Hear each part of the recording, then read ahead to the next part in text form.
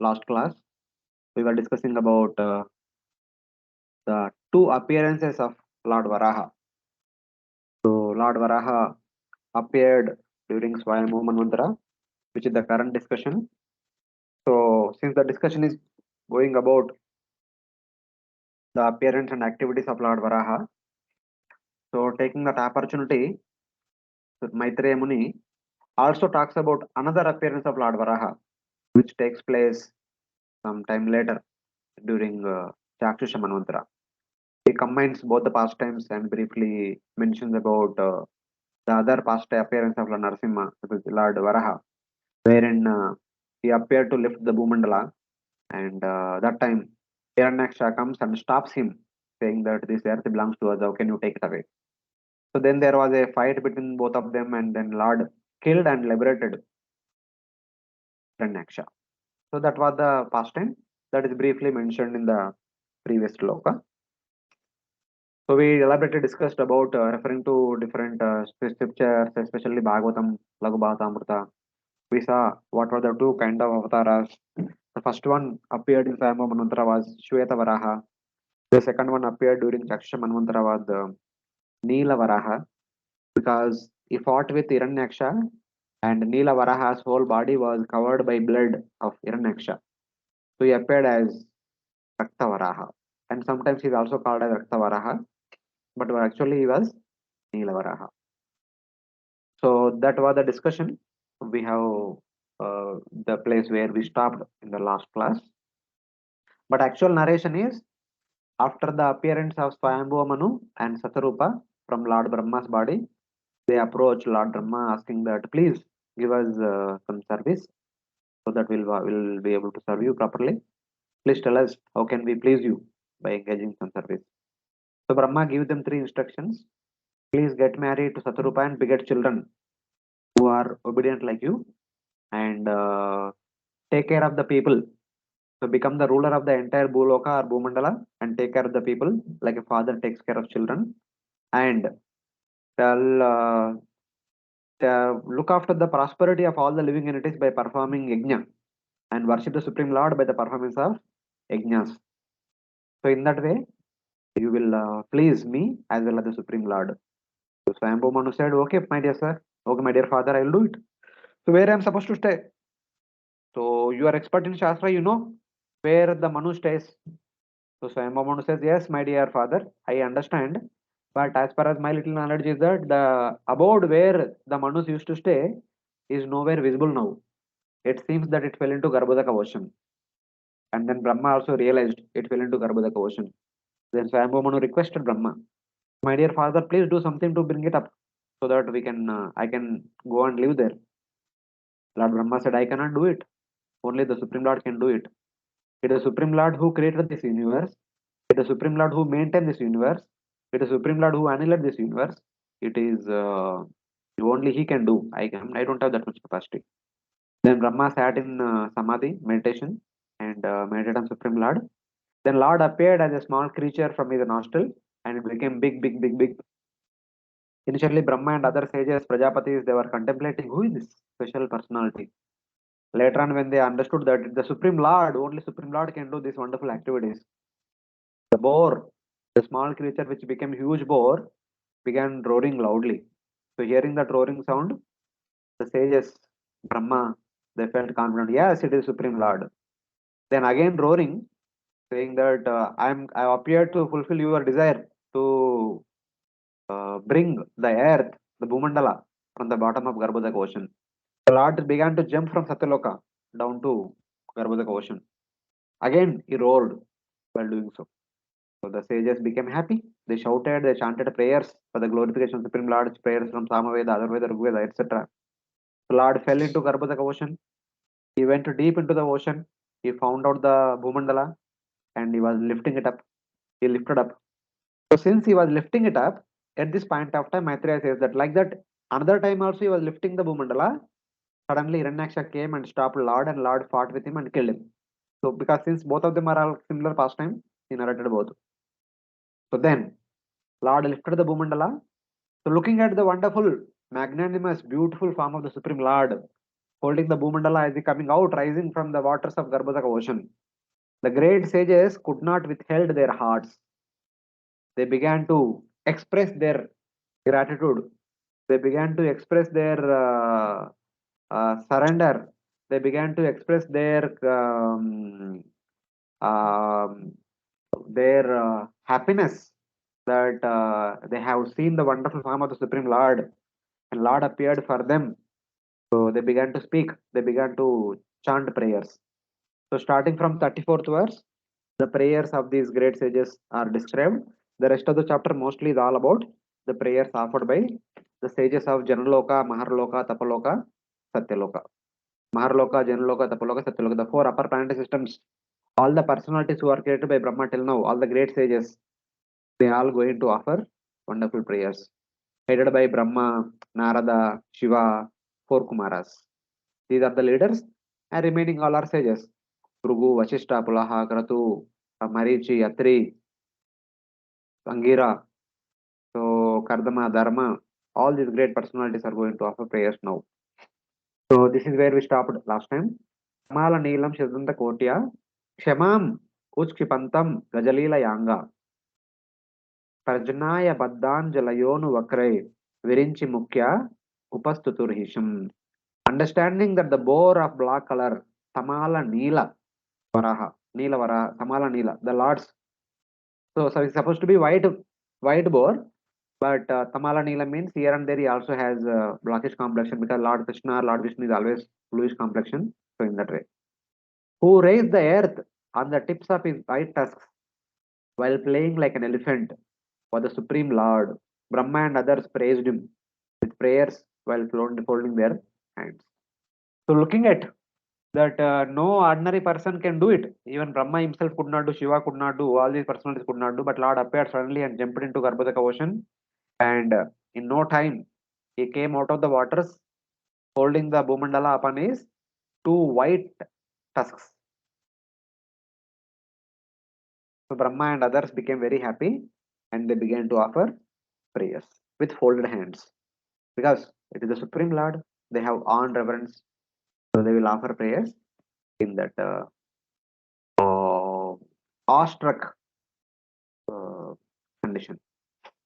So starting from 34 to 45, about 12 verses are all the prayers offered by these great sages.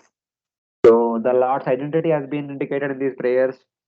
Some kind of philosophy is there, some kind of surrender is there, some kind of blessings are there, and some kind of description of Lord's beauty is there. So all these things we'll get to see. So before starting the prayers, any devotee has any questions based on the previous classes?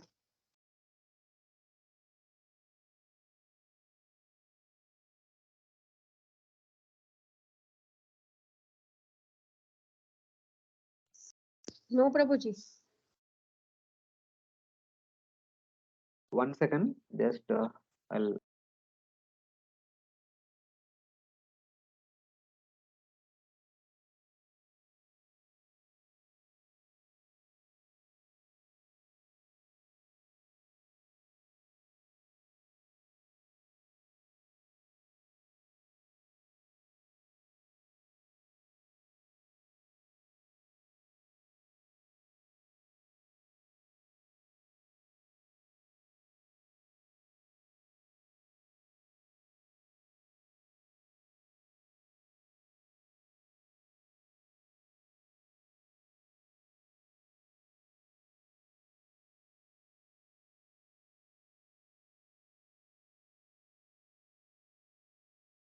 Other devotees, any questions? No questions, Prabhuji. Okay. Rushaya Uchuhu. Vishaya Uchuhu. Jitam te jitayajna bhavana. जितं ते जितयज्ञभावन Trayim tanum swam paridunvate namaha. त्रयं तनुं स्वां परिदुन्वते नमः Yadro magatreshu nilayur other years. यद्रोमगर्तेषु निलल्युर् तस्मै नमः कारणशूकरायते. तस्मै नमः कारणसूकराय चे. Translation. All the sages uttered with great respect, O unconquerable enjoyer of all sacrifices, all glories and all victorious unto you. You are moving in your form of the personified Vedas, and in the hair holes of your body, the oceans are submerged. For certain reasons, to uplift the earth, you have now assumed the form of a boar. Hare Krishna.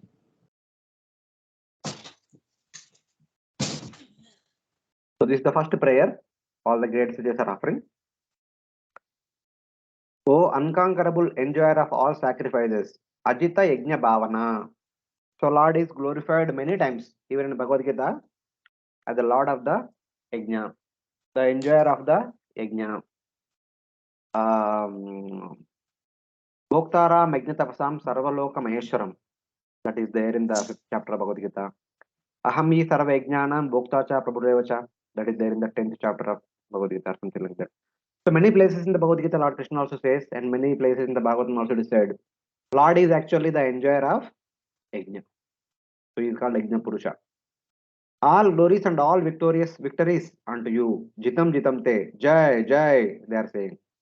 Because the Lord has lifted the Bhumandala from the bottom of the universe. It is like, it is not like an ordinary thing. It is a huge, tremendous task. We offer respects to the boar. We offer respects to the Varaha, Lord Varaha, who shakes his body made up of the three Vedas. So Lord's body is made up of three Vedas. Traim Tanum. Lord's body is said to be made up of three Vedas, in whose hair pores the oceans merge. We offer respects to you, who have the form of a boar, the source of the entire universe. Na tasmai namak karana shukaraya. The Supreme Lord now assumed the form of a shukara, a boar, but he, the Supreme Lord, is the ultimate cause of the entire universe.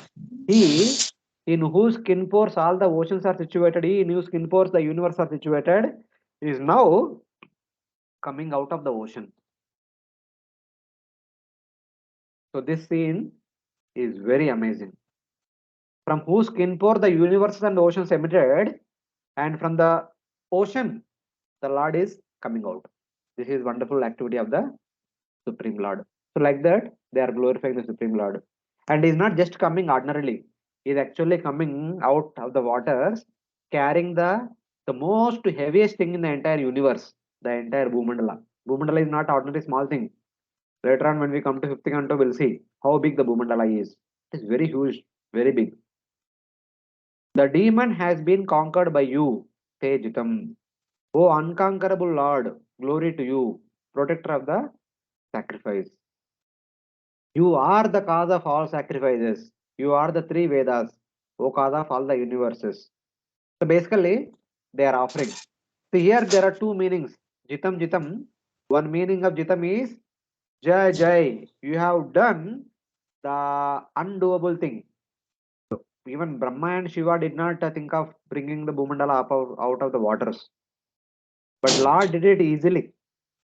Just Brahma sat and meditated on Supreme Lord, praying to Lord that, my dear Lord, please, we cannot do anything. You please do something. The Lord suddenly appeared and jumped into the water, and in no time he brought it up. That's why they are telling Jatam, Jatam, Jai, Jai, you're done, you're done, you're done. But other meaning is Jatam, Jatam, you have become victorious over Hiranyaksha also. But this Jitam, Jitam upon Hiranyaksha may not be applicable at this point of time. It is applicable for 6th Manvantara time, that past time when that happens. For now, Jitam Jitam indicates Jai Jai, my dear Lord, you have done the most difficult thing for anybody else. So like that. They are offering prayer. So now, in the next two verses, having stated that Lord Swami is made up of three Vedas, and Lord is the enjoyer of the sacrifices, and Lord is also called Yajna Purusha.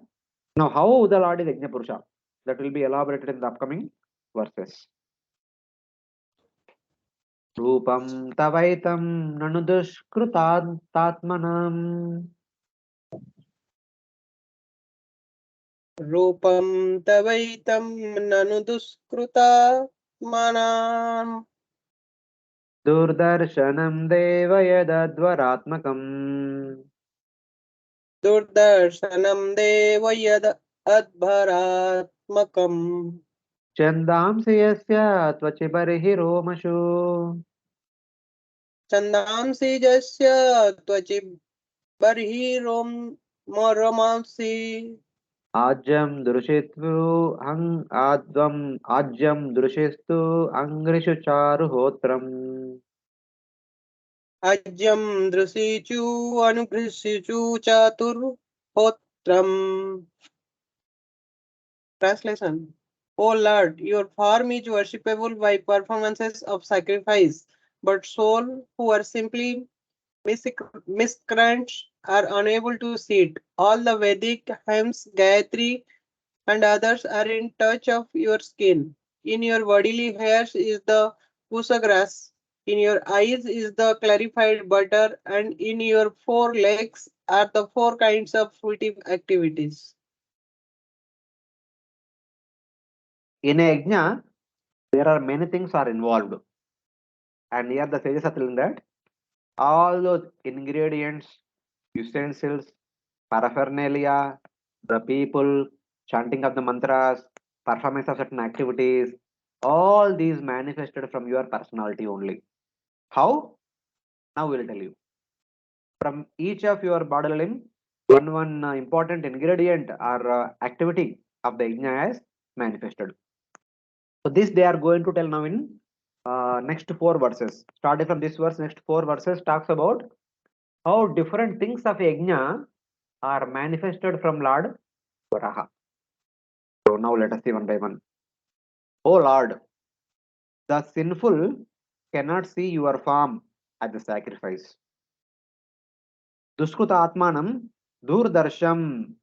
The sinful people, the atheistic people will never accept. They will never see you as yajna. But you yourself manifest in the form of yajna. How? From your skin arose the verses that will be chanted while performance of yajna. From the skin of the Supreme Lord, all the Vedic mantras appeared. How? I'll tell you, this is my understanding. In the previous chapter, I suppose, we discussed that the Vedas are said to be the breathing of the Supreme Lord. Yeah, this chapter only, in the last class we discussed, the previous class. The Vedas are said to be the breathing of the Supreme Lord.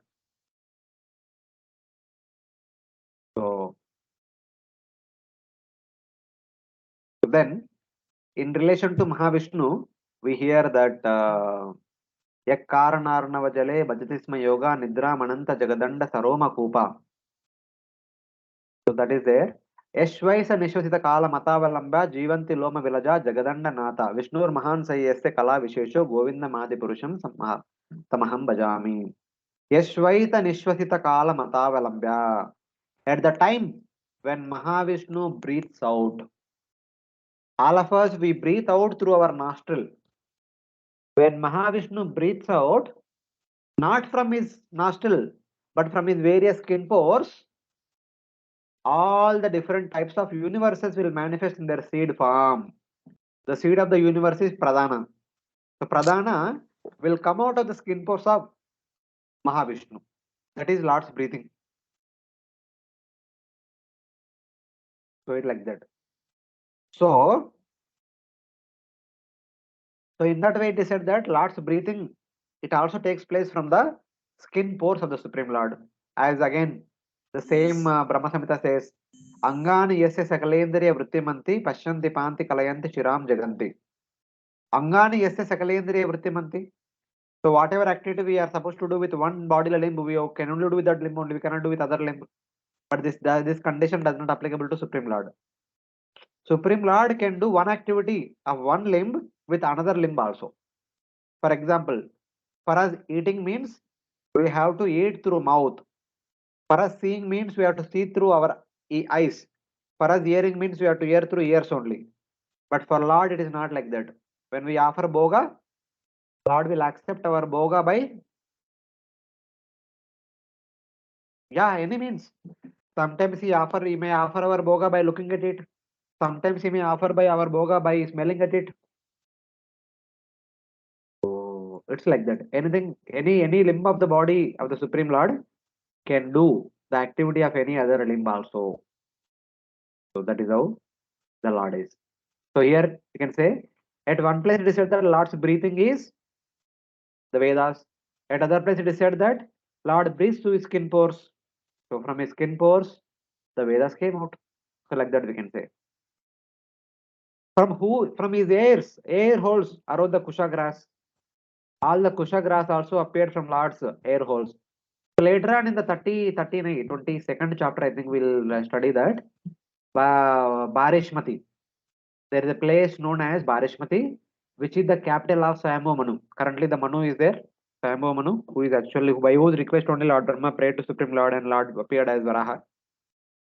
After lifting up the Bhumandala, later on we see in one of the shloka, the Lord shakes his body, because when he coming out of the water, his whole body is filled with water. He moves his body like to front and right and left. So as he moved it in circular fashion, the water which is there on top of the body, it went into all directions. That water fell upon all these great sages also. They became very happy. My dear Lord, you have purified all of us with your Charanamrut. Something like that. Same way it is said that, so some of the water fell at a particular place. And from that water which fell on the ground, there appeared so many Kusha grass plants. The Kusha grass plants appeared in that entire area. And that place, Swayambhu Manu made as the kingdom, capital for his kingdom. Because after this pastime only he is going to make a capital city. So in that way it is said. So this place where Lord's water, the water from the Lord's drenched body fell, Kusha grass grown up, and that's why that place became known as Barishmati. That is where Swayambhu Manu made his capital. Later on, 22nd chapter of the third canto, we'll see more details about that place. So in that way, from whose air pores arose Kusha grass, matlab the water which came out of the body of Lord Varaha, it fell in different places. In all those places there appeared Kusha grass. And Kusha grass only you may make mats, and that mat is compulsorily used while performance of Yajna. So in the Yajna, all the priest and Yajaman, everyone supposed to sit on the Kusha grass. They cannot sit on the bare ground. So it is said that while we are doing any activity in relation to deity, any deity worship related activity, we should not do it on the bare ground. We should always sit or stand on the Kusha grass mat and do deity worship activities. And even deity paraphernalia also, we should never keep it down. Either we should keep them on the table or we should keep them on the Kusha grass mat. Deity paraphernalia and deity worshipper, they should never touch the bare ground. They should always sit or stand or keep all the items on the Kusha grass mat. That is the traditional process. And then from whose eyes arose ghee. From Lord's eyes appeared ghee. Because Lord's eyes appears to be like reddish. So ghee, the molten ghee is also yellowish reddish. So in that way. And from whose feet arose the four hotras. And not only that, the ghee appears to be very transparent also. Lord's eyes also like appears to be very transparent in the sense. So the eyes, when you see the clear cut eyes, they appears to be like oily substance, ghee substance. So in that way, it is compared like that. And from whose feet arose the four hotras. Lord Varaha has 4 feet. From 4 feet appeared the 4 hotras. So what are the 4 hotras? We'll see. Saying that the verses of the Vedas are his skin means that his skin is the cause of the verses. From his skin appeared all the Vedic verses. Chaturhotram refers to the 4 actions of the Ota, Advaryu, Udgata and Brahma. These are the 4 types of priests, or 4 types of activities by the priests are required for the performance of an yajna. So they were also mentioned sometime back in the third canto 12th chapter. There it is said that the actions of Ota is the Shastra, chanting the mantras without intonation, following Rigveda. The Hota will chant mantras referring to Rigveda. Advaryu will perform the sacrifice, Ijja, following Yajurveda, and Udgata, referring to Samaveda chants, verses, different mantras, the glorification of different devatas, etc. Samaveda has so many mantras in glorification of the devatas and Supreme Lord, etc. So when the Hota Udgata, while pouring the ghee into the fire, when they say that Idam Indraya Swaha Idam Noma, the Udgata will sing the glories of Indra, referring from Samaveda, some verses which are glorifying Indra, etc.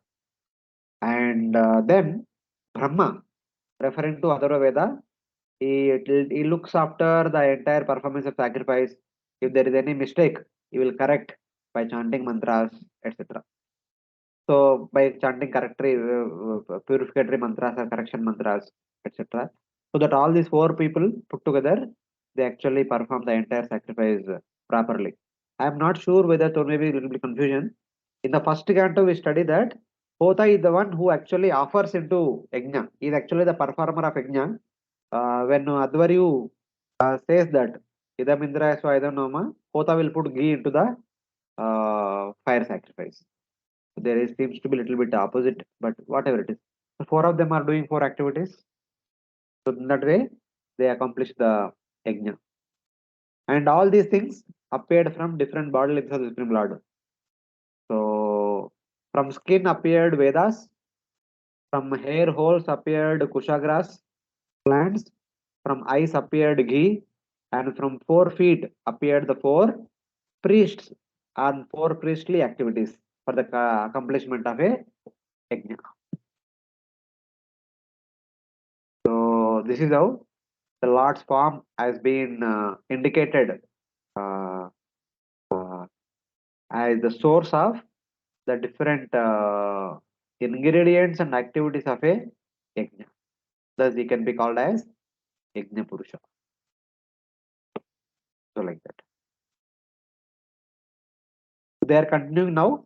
Further ingredients that are used in the yajna will be indicated in the next 3 verses. Suruktunda ase Shruva Isha Nashayor. श्रुप्तुण्ड आसीत् श्रुव ईशनाशयोर् Ido dare chamasa karnarandre. इदोदरे चमसा कर्णरन्ध्रे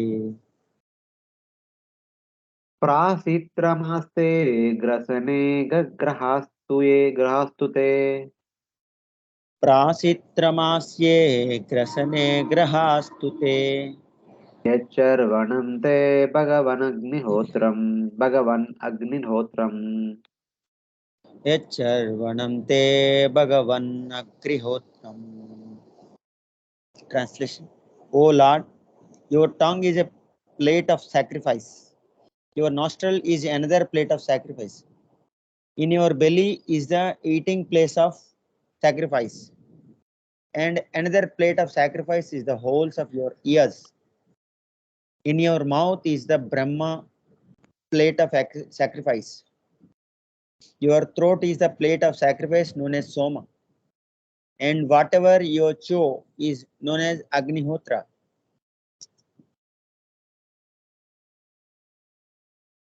Yeah, here they are telling that the sacrificial ladle called Shuruk arose from the tip of your mouth.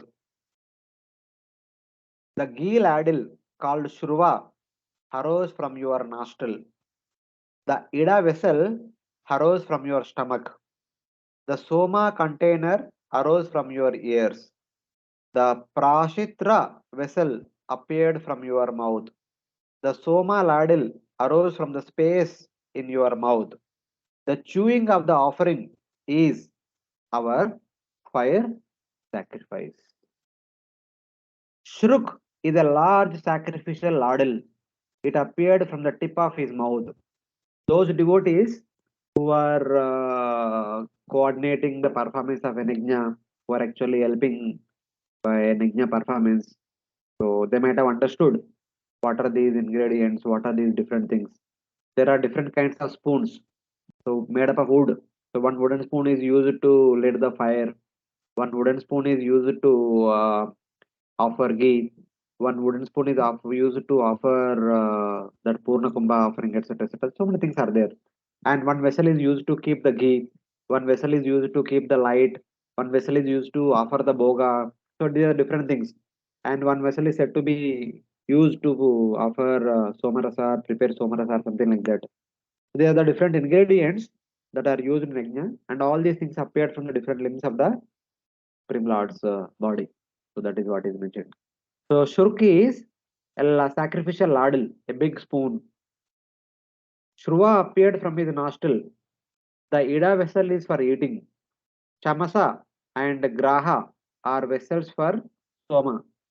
And Prashitra is a vessel for keeping the portion offered to the Brahma of the sacrifice. Grasana means eating, means of eating. So basically, these are all different utensils and different spoons and different paraphernalia that are used in the performance of yajna. And all these things appeared from different body limbs of the Supreme Lord, especially the mouth, nostril, stomach, ears, and another mouth, another also appeared from mouth, and space within the mouth, and chewing of the Lord. So like this, all these things are directly in connection to the Supreme Lord. Does it means the space in the mouth? Charvanam means eating or consuming. So grasana means of eating. That means the palate area where one eats, that palate area is called grasana. So from the grasana only appeared uh, some ladle, soma ladle, because soma is meant for drinking. So from the eating portion only appeared the soma ladle. So in that way. So these things are all, I'm not aware much so much. I've seen, but I have not heard about them. What is what called? Some of you might have interacted with the pujaris and those who are performing yajna. So especially we see yajna during Gita Jayanti, Bhagavat, Bhadra Purnima, and initiation time, and sometime and every festival inside the inner chambers there will be an yajna performed. After the Abhishek ceremony is over, immediately the Ustamurti will be taken uh, inside the backup rooms and all, and then immediately one yajna is performed for the Lord. And after the yajna is performed, Lord is offered special uh, offering. So, so it is like that. This is the regular procedure being followed, and that yajna is all manifested from Lord Varaha himself.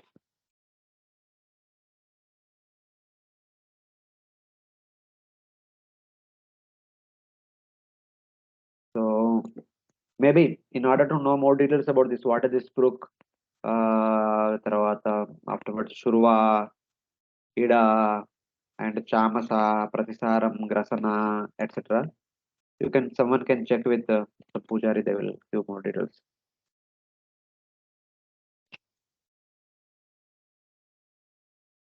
दीक्षानुजन्मोपसदा शिरोदरम् दीक्षानुजन्मोपसदा शिरोधरम् त्वं प्रायणीयोदयनीयदंष्ट्रः सम्प्रायणीयोदयनीयदंष्ट्रः जिह्वा प्रवर्ग्यस्तव शीर्षकं कृतो जीवा प्रवर्ग्यस्स तव शिरस्कं क्रतुः सत्यावसत्यं चितयो सवोहिते सत्यावसत्यं चितयो सवोहिते. Translation. Moreover, O Lord, the repetition of your appearance is the desire for all kinds of initiation. Your neck is the place for three desires, and your tasks are the result of initiation and the end of all desire. Your tongue is the prior activities of initiation. Your head is the fire without sacrifice as well as the fire of worship. And your living forces are the aggregate of all desires. Hare Krishna. Diksha sacrifice arose from your many appearances. So, Anujanmana means Lord again appears. Again and again appears in different avatars. From the process of Lord's appearance, the Diksha sacrifice appeared. Upasada sacrifice arose from your neck. The Prayaniya and Udayaniya sacrifices arose from your teeth, upper teeth and lower teeth. The Pravargya rites, that means Pravargya sacrifice, arose from your tongue. The Satya and Avasatya sacrifices constituting Kratu arose from your head. The piling of bricks arose from your 5 life heirs. So piling of the bricks means preparing the sacrificial altar. The Yajna Kund that has been prepared by bricks and all, that is appeared from life heirs of the Supreme Lord. So in that way. Diksha refers to the sacrifices requiring special initiation.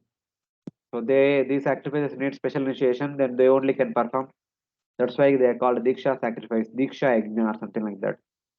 Anujanma is repeated appearances. The Upasada, the 3 special sacrifices arose from your neck, Shirodaram. So there seems to be 3 different kinds of Upasada sacrifices. They arose from Lord's neck. Prayaniya means the sacrifice after the initiation.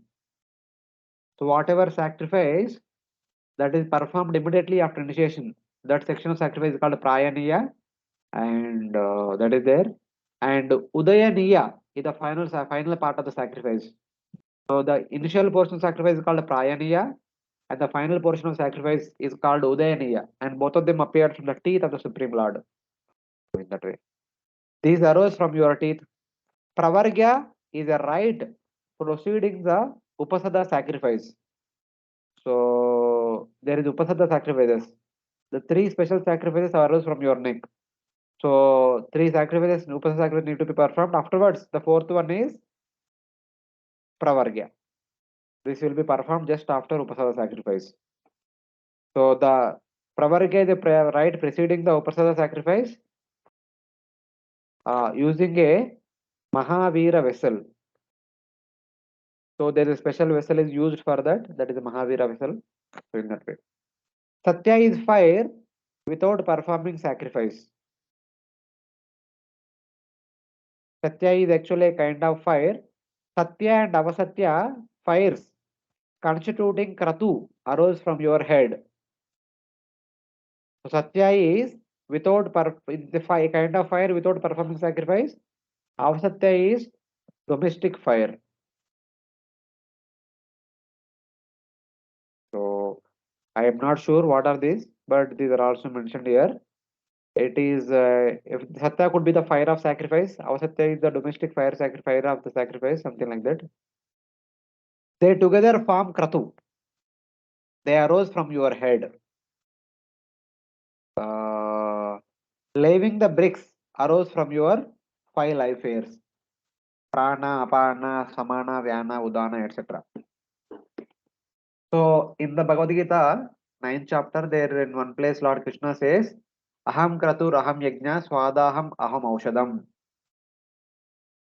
So in the commentary it is said that there are yajnas are divided into 2 divisions, Yajna and Kratu.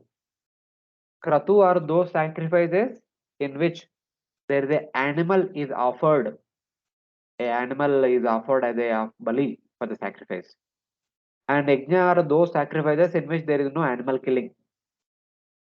If there is animal killing in a yajna, that yajna is called kratu. If there is no animal killing in a yajna, that yajna is called yajna. So that is the technical understanding of the sacrifices. So in that way, that's why Lord Krishna says in Bhagavad Gita, Yajnanam japa yajnosmi. Among all the different kinds of yajnas, where there is no animal sacrifices involved, I am japa yajna. So in that way. And here if you see, Satya is a fire without performing sacrifice. This is a special fire which is used a kind of sacrifice only, but it is not actually, it is like the yajna, normal yajna. is maybe this is a simple sacrifice. The details I don't know. Those who are expert in performance of sacrifice, they will be able to tell us. But in whatever it is, every aspect of an yajna has a direct connection with Lord Varaha. Lord Varaha's transcendental body, transcendental personality, transcendental activities. So, in that way. So this is how we can see and understand how everything in yajna is connected to Lord Varaha. And this is the last verse, which is talking about the different ingredients of the yajna are connected to Supreme Lord. So we'll see this. Then we'll see if some questions are there. Somastureta savanani avastitihi.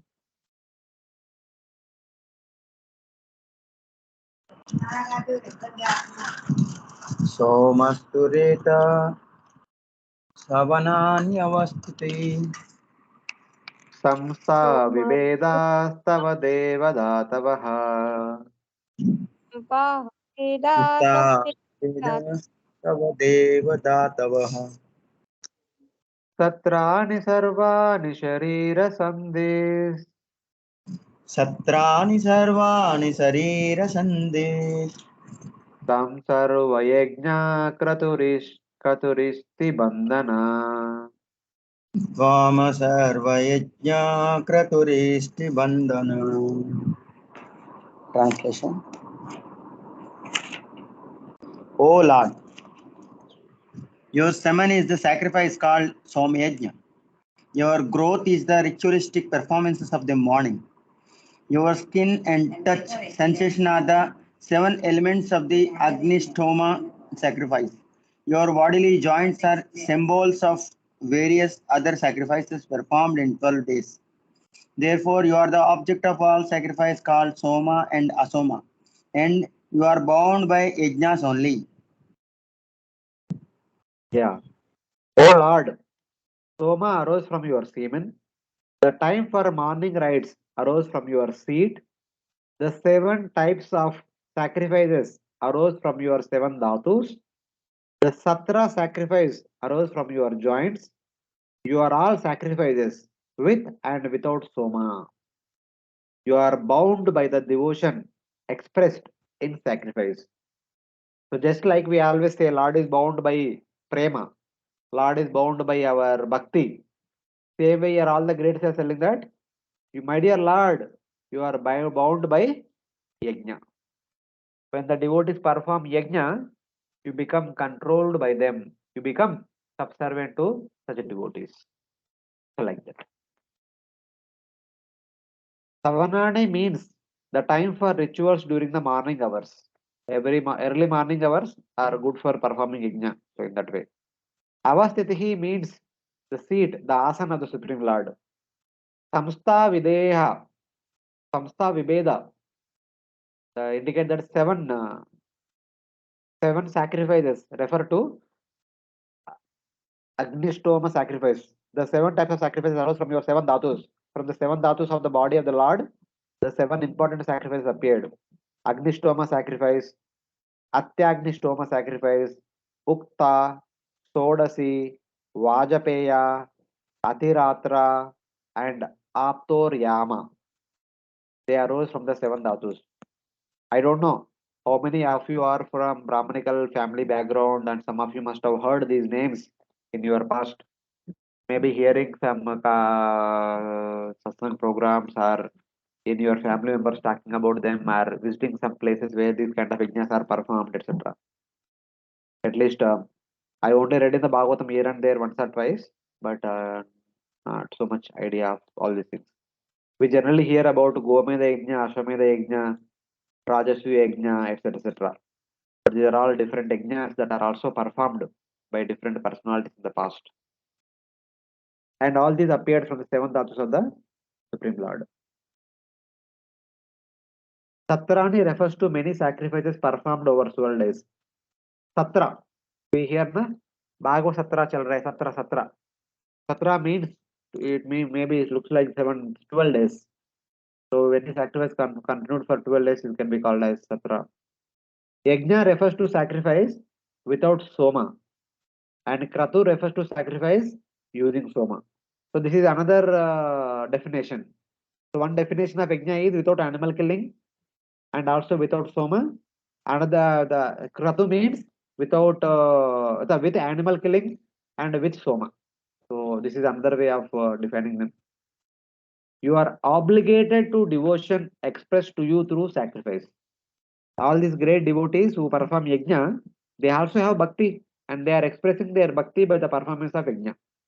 So by that bhakti, by the display of bhakti through the performance of yajna, Lord gets controlled by them. That is supposed to be understood. So like that. So any questions till now? Though this was a little technical, I mean different items of yajna. I am also not sure what they are.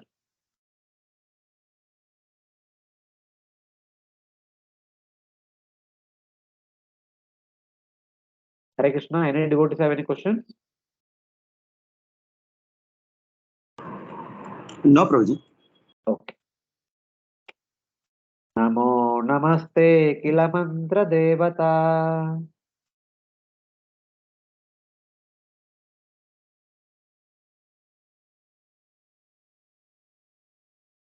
Yeah, someone can repeat. Namo namaste khila mantra devata. Dravyaya sarva kratave kriyatmane. Dravyaya sarva kratave kriyatmane. Vairagya bhaktyatmajayanu Vairagya bhaktyatmaja majayanubhavita. Vijnaya vidya gurave namo namaha. Jnanaya vidya gurave namo namaha. Translation. O Lord, you are the Supreme Personality of Godhead and unworshipable by universal prayers, Vedic hymns, and sacrificial ingredients. We offer our obeisances unto you.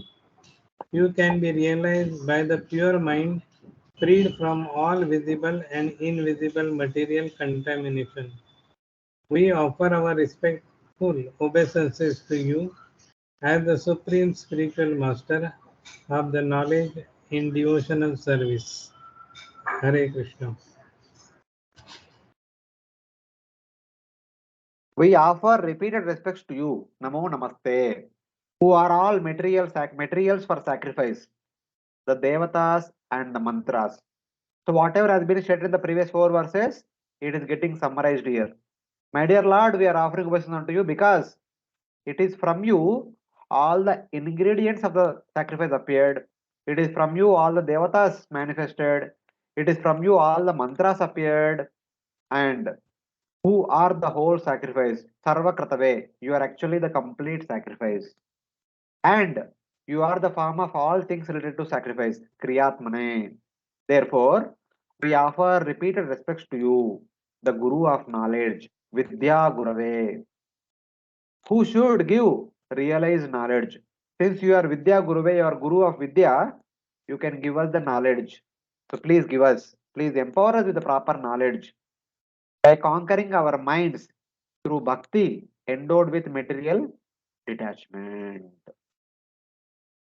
So they are actually praying to Lord that, saying that, my dear Lord, you are Vidya Guru, you can only control our mind and you can make our mind detached from the material attachments, make it filled with vairagya, make it filled with bhakti, and then give us proper understanding of your personality, proper realization of your transcendental personality. So this is their prayer. So somebody may ask why they are saying that Lord is Yajna, etc. etc. They are saying that this is what we can do to worship you. Our way of worshipping you is to by the performance of Yajna. And the reason why we are performing this Yajna is, may you control our mind, may you give us the Vairagya, may you give us Bhakti, and may you give us realization of your personality. Anubhavita Jnanaya. This is what they want from the Supreme Lord. This is what they are aspiring from the Supreme Lord, for which they are expressing their devotion to the performance of Yajna. So if you remember, in the 12th canto Bhagavatam, or in the very beginning of our Krishna conscious days, we always hear this verse. Our devotees, whoever come to us giving us some prasadam or giving us a book, they would always say that, yeah, Harer Nama, Harer Nama, Harer Nama eva kevalam kalo nasteva, nasteva, nasteva gatir annataha. They say that only Harinam, only Harinam, only Harinam. There is nothing else, nothing else, nothing else. Especially in Kali Yuga. कलयुग के लिए केवल हरिनाम है और कुछ नहीं. Why? हम तो मंदिर जा रहे हैं, हम तो यज्ञ कर रहे हैं, हम तो ये कर रहे हैं, वो कर रहे हैं. Why not they? And then they immediately say that yajna is meant for Satya, tapasya is meant for Satya Yuga, yajna is meant for Treta Yuga, deity worship is meant for Dwapara Yuga, and Hari Sankirtan is meant for Kali Yuga.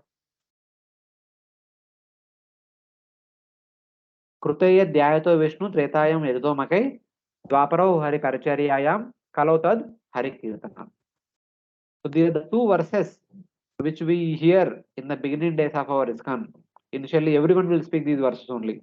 Now, especially the December month is coming. Devotees will go out for distributing books. Whenever they distribute books, they always say these two verses.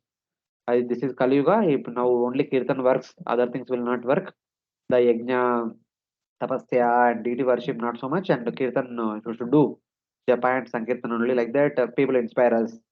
People invite us for a program. People invite for the session Gita course, and then they give us beads, and they help us out to chant, etc. etc. All these things will take place.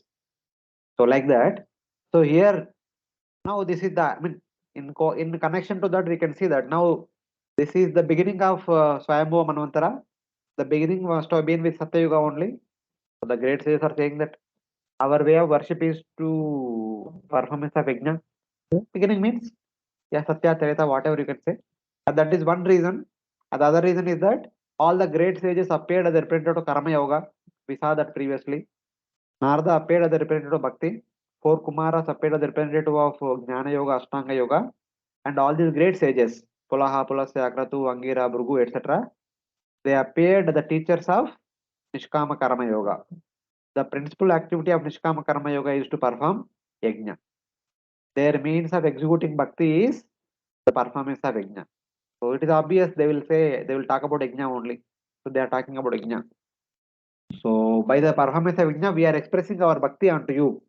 And in return, we are asking for control of our mind and vairagya, bhakti, and realization of your absolute nature. So like that. Priyatmane means unto you, who are various items such as sacrifice. Though you are the form of all causes on the path of karma or sacrifice, by inaugurating all of its aspects as your pastime, by bhakti devoid of desire for the results of karma, one can realize you. They are telling that vairagya bhakti, not sakama bhakti. Instead, they are talking about nishkama bhakti. So even while performing yajna, one should not have a desire that, okay, I'm performing this so and so yajna, let me go to Swarga, let me enjoy as much as possible, let this come, let that come. Not like that. So this yajna should be performed only with vairagya, be filled with, endowed with bhakti, for the purpose of conquering our minds and attaining the realization of the Supreme Lord. That kind of yajna control the Supreme Lord, please the Supreme Lord. So like that. By bhakti with no desire for material desires, vairagya, one conquers the mind, and by that one develops knowledge about you. You should give knowledge by which we can attain you, as it is said in the Bhagavad Gita. Dadami buddhiyogam tam yenama upayantite. I give intelligence by which you can realize me. So like that. So when Lord can give this, when we execute devotional service. So here the great sages are executing devotional service by performance of yajna, and we can execute our bhakti by the performance of Shravanam, Kirtanam, Smaranam, Archanam, Vandanam, Dasam, Sakyam, Atmanivedanam. All of these processes, or some of these processes, or at least one of these processes, we should execute with full heart, full surrender. That will please the Supreme Lord. So like that.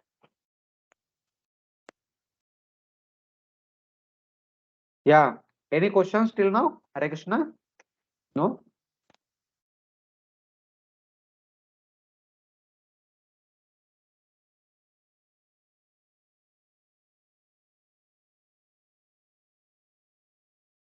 दंष्ट्राग्यकोट्या भगवंस्त्वया धृता.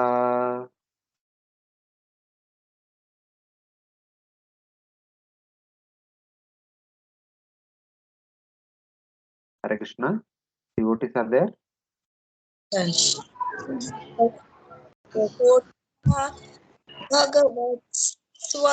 त्वया घृता विराजते भूधर बहुसभूधरा. Sorry, विराजते भूधर भूसभूधरा. विराजते भूधर भूसभूधरा यथा वनान्निस्सरतो दतादृता. यथा वनानि निःसरतो दताधृता मत्तान् गजेन्द्रस्य सपत्रपद्मनि. मत्तंग गजेन्द्रस्य सपत्र Padmini. O lifter of the earth with its mountains, which you have lifted with your tusks, is situated as beautifully as a lotus flower with leaves sustained by an infuriated elephant just coming out of the water. Hare Krishna. Yeah, here in two verses they talk about what the Lord is lifting, and while lifting the earth, how does the Lord appear? How beautiful the Lord look like? That is being indicated.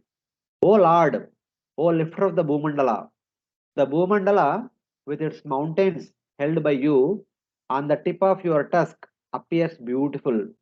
It is like a lotus with its leaves held on the tusk of a mad elephant rising from the water. So they are giving a comparison like elephant goes into mud pond and there are so many lotuses, and with its trunk the elephant plucks up one lotus flower and comes out of the water. So like that, my dear Lord, you also entered into the entire ocean and you lifted the Bhumandala, and on your two tusks the Bhumandala appears to be a beautiful, like a beautiful lotus filled with so many lotus petals which are compared to the mountains on the Bhumandala, something like that. This verse expresses the good fortune of the Bhumandala. Previously, it was described that Lord Varaha held up the earth. The earth is now described. So here the earth is the Bhumandala. Even if you go to our temple, Chopati temple, in the outside courtyard there is one diorama. Lord Varaha's diorama deity is there, and Lord Varaha lifting a spherical globe. But Bhagavatam says that it is actually not spherical globe. It is actually Bhumandala. Bhumandala is like a flat, a huge disc. It is flat. So that is indicated here. It is not a spherical globe. Lord lifted the entire Bhumandala. O holder of the Bhumandala, Bhudara, along with the mountains, the Bhumandala appears very beautiful. The Bhumandala appears like a lotus along with its leaves held on the tusk of a mad elephant coming out of the water. The high and low mountains on the Bhumandala are compared to the tips of the lotus birds and stalks. So basically, Lord Varaha entered into Garbhodaka ocean, lifted the Bhumandala. This entire scene appearing to be like a elephant entering into a pond and plucking a lotus with its leaves, petals, and dhandi, all these things, etc. That is a comparison the great sages are saying. So as you are coming out of the water, your personality appears to be like that of a great elephant coming out of the water pond and holding a lotus in his trunk. So like that. And then they further glorify the beauty of the Supreme Lord by giving another example. The previous example is like an elephant. Now another example is like that in the during the sunset time, when sun is about to set, in the western side there are western ghats, the western mountains, and the sun is setting. The sun is just placed just above the mountain, and that scene also looks very beautiful. So that is being indicated here like that. Traimayam rupamidam cha shaukaram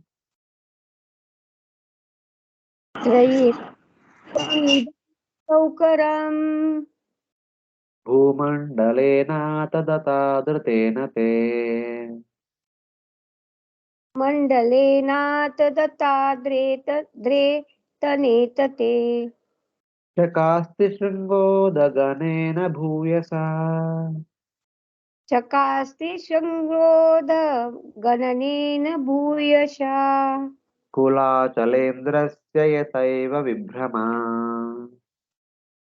कुलाचलेन्द्रस्य यथैव विभ्रमा. Text 41. O Lord, translation, sorry. O Lord, as the peaks of great mountains become beautiful when decorated with clouds, your transcendental body has become beautiful because of your lifting the earth on the edge of your tusk. Hare Krishna. Your form of a boar, Shukara Rupa, Lord Varaha, personifying the Vedas, Trayimayam, appears very beautiful with the Bhumandala held by your tusk. Just as a huge mountain appears beautiful with a huge cloud held on its peak. Especially during sunset time, there is a mountain, then just above the mountain there is a cloud, at a far distance there is sun. And by the falling of the sunlight, one side of the cloud is whitish, and other side of the cloud is blackish. And the mountain is also shining because of the shining greenish and yellowish, etc. because of different plants and the mountain. So this entire thing is filled with so many colors, and the entire scene looks very beautiful.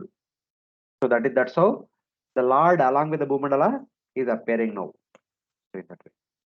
Just as the Bhumandala appears beautiful when held by you, you appear beautiful when embraced by your devotee, the Bhudevi, the deity of the Bhumandala. The Lord has the beauty of a huge mountain, Kulachalendra, with a cloud held on its peak. So the cloud is like Bhudevi and the Lord is like the mountain. So like that. Here you can see, here is the Lord and here is Bhudevi on his shoulders.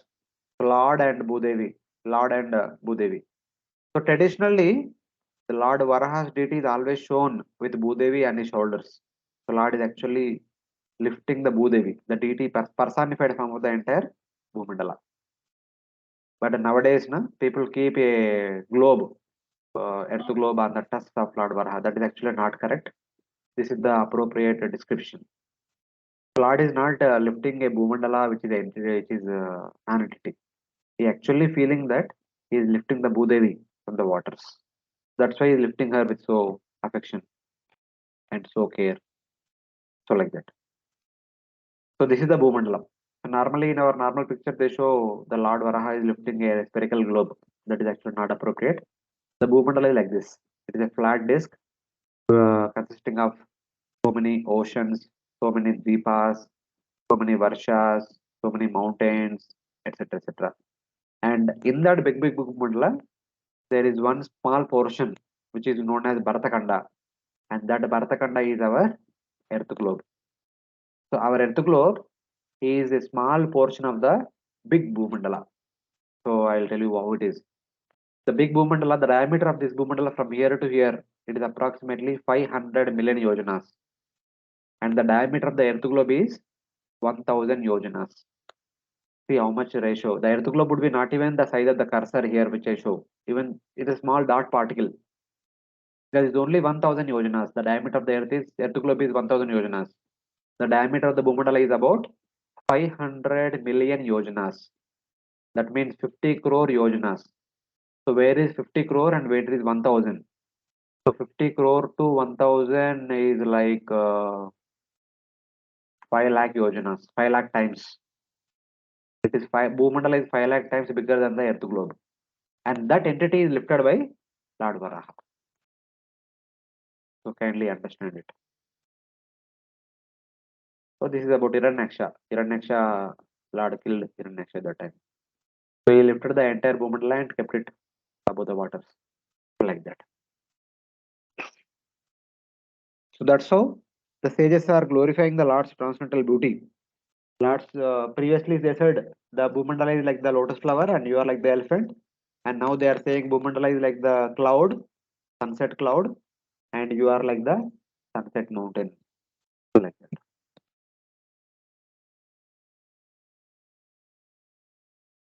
So they further continue.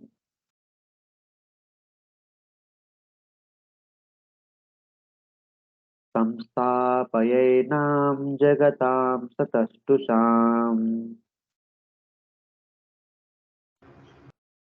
संस्थापयेनां जगतां सतस्तुताम् लोकाय पत्नीम् असिमातरं पिता लोकाय पत्नीम् असि मातरं पिता विदेम चास्यै नमसा सह त्वया विधेम चास्यै नमसा सह त्वया यस्यां स्वतेजोऽग्निमिवार्णवा अदा यस्यां स्वतेजोऽग्निम् इवारणावदा Translation. O Lord, for the residential purposes of all inhabitants, both moving and non-moving, this earth is your wife, and you are the Supreme Father. We offer our respectful obeisances unto you, along with Mother Earth, in whom you have invested your own potency, just as an expert sacrificer puts fire in the burning wood. Hare Krishna. Yeah. Then now, having expressed that Lord is non-different from Yajna, from Lord's various bodily limbs, manifested the different ingredients and different activities of Yajna, and then having glorified the beauty of the Supreme Lord while lifting the Bhumandala, they compared with multiple analogies. Now they are saying that, so my dear Lord, thank you very much. You have lifted the Bhumandala from the waters. Now please do something in such a way that the Bhumandala can be placed in a safe place and it will not be again drowned into Garbhodaka ocean. Do the needful so that it will stay at one place so that all of human beings can live peacefully on top of the Bhumandala. That was the request in through this verse. They are saying that, oh my dear Lord, please establish the earth, the Bhudevi, the Bhumandala, who is your wife and who is the mother of the entire universe, to give a living place for the moving and non-moving beings. So all the human beings and all the different variety of animals are all primarily living on the Bhuloka, that is the Bhulamandala. So for us to live in the Bhumandala, Bhumandala should be intact at one place. It cannot be drowning again and again. We cannot live. So they are requesting the Lord that. So it Brahmaji created it. The Brahmaji manifested it from the lotus, but it fell into Garbhodaka ocean. Now somehow you are painstakingly lifted it up. So kindly keep it in a safe place so that it will not fall again into Garbhodaka ocean once again.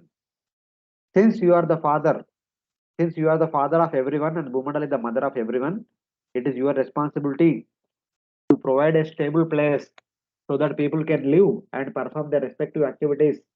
And some of them might fulfill their desires, some of them might go back home back to God. For these both the purposes, please do it. In the earth, you have invested your energy, which is like fire in an arani stake. So the earth is endowed with Lord's potency, as a result of which all of us can stay upon the earth, all of us can perform our Varnashtama duties, and especially all of us can practice bhakti and go back home back to God. And all these things are possible because the earth is invested with the special potency of the Supreme Lord. So before this, the Lord is asking them, okay, thank you very much for offering all these prayers. Thank you very much for glorifying my transcendental beauty. But what do you want? Please ask for a benediction. They say that, please fix the Bhudevi, fix the earth, who is your wife, the mother of the universe, in order to provide a place for the beings to live, for all the living entities to live. Since you are the father, as a father, it is your duty to provide the proper facility for the family members to live. Yes. Thus, let us offer our respects to the mother along with you, the father. So we are offering obeisances both to you and Mother Earth as well. Because by both of you, we are able to live and perform our activities and sustain our lives and go back home back to God. So in that way. In the earth, how is this possible? Because you have invested your potency, your Shakti in the earth, just as a performer of sacrifice invests fire in the arni stick. Just like at the beginning of the sacrifice, by chanting mantras, the priest he invests fire in the arni stick, and by rubbing the arni stick, the fire will manifest outside. It is through mantra, the sages, the great yajna performers, they invoke fire within the wood. And when they rub two arani woods together, the fire will come out and the yajna will begin. So just like by chanting mantra, the great priests, the Hota, Udgata, Advaryu invest fire within the arani wood. Similarly, may you have also invested so much power in the Bhuvandala so that people can perform various activities, fulfill their desires, and practice bhakti and go back to Godhead. That is all possible. And this Lord Krishna also tells in Bhagavad Gita, Gamavishya Bhutani Dharayami Aham Ojasa. By my Ojasa, by my potency, I enter into Gham, Bhumandala, and I provide through Bhumandala all the facilities that are required for people to perform activities, survive, and practice bhakti and go back to Godhead. All these things are possible by the mercy of the Supreme Lord, by the potency of the Supreme Lord that he invested in Bhumandala. So like that. Then, so when the great sages headed by Brahma, Shiva, and all other personalities, whoever were created till now, as they are prayed, Lord Varaha immediately transformed, or he expanded himself into Kurma, and the Kurma began to float in the Garbhodaka ocean, and Lord Varaha kept Bhumandala on the back of Kurma, so that the Bhumandala does not sink into Garbhodaka ocean. So like that. So being requested by all these great sages, Lord Varaha expanded himself into Lord Kurma, and he kept the Bhumandala upon his back. This pastime took place then. So here you see this is the Kurma, which is floating in the Garbhodaka ocean, and upon Kurma there are 8 elephants, but at this point of time while this pastime is going, there was only Kurma only. After Samudramanthan episode is over, when the 8 elephants appeared, Lord Brahma requested them, may you also go down and assist Kurma to hold the Bhumandala. They also came down and they kept Bhumandala on their back, and they were standing on the back of Kurma. And at other time, Shesha also requested Brahma that I also want to do some service. Shesha is the first son of Kadru and Kashyapa. Kashyapa had many wives. One wife name is Kadru, and Kadru's son is Snake. That's the head of the snakes is Shesha. That Shesha is also being requested by Brahma, comes down below. So here Kurma we have Shesha, 8 elephants, and this is the Bhumandala. They were all the 3 of them combined together, holding the entire Bhumandala. So Kurma is floating in the Garbhodaka ocean. He will not sink in the Garbhodaka ocean, so that the Bhumandala also does not sink into Garbhodaka ocean. Never. So that's how these 3 personalities are doing this service. But for the first, at the very beginning of the day of Brahma, at the very beginning of this creation, current creation, by the request of all these great sages, Lord Varaha himself appeared as Kurma then and there, and Varaha kept the Bhumandala on top of. So that is the understanding. The request is this. This verse is directly indicating the request. They are actually requesting that please keep the Bhumandala at a safe place so that the human beings can execute their activities and live peacefully. So that was the understanding.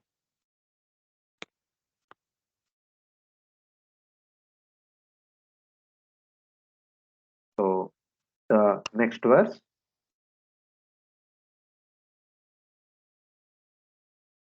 का श्रद्धदीतान्यतमस्तव प्रभो का श्रद्धदातान्यतमस्तव प्रभो रसां गताया भुव उद्विबर्हणम् रसां गताया उद्विबर्हणम् न विस्मयोऽसौ त्वयि विश्वविस्मये न विस्मयोऽसौ त्वयि विश्वविस्मये यो माययेदं ससृजेति विस्मयम् यो माययेदं ससृजेति विस्मयम्. Translation.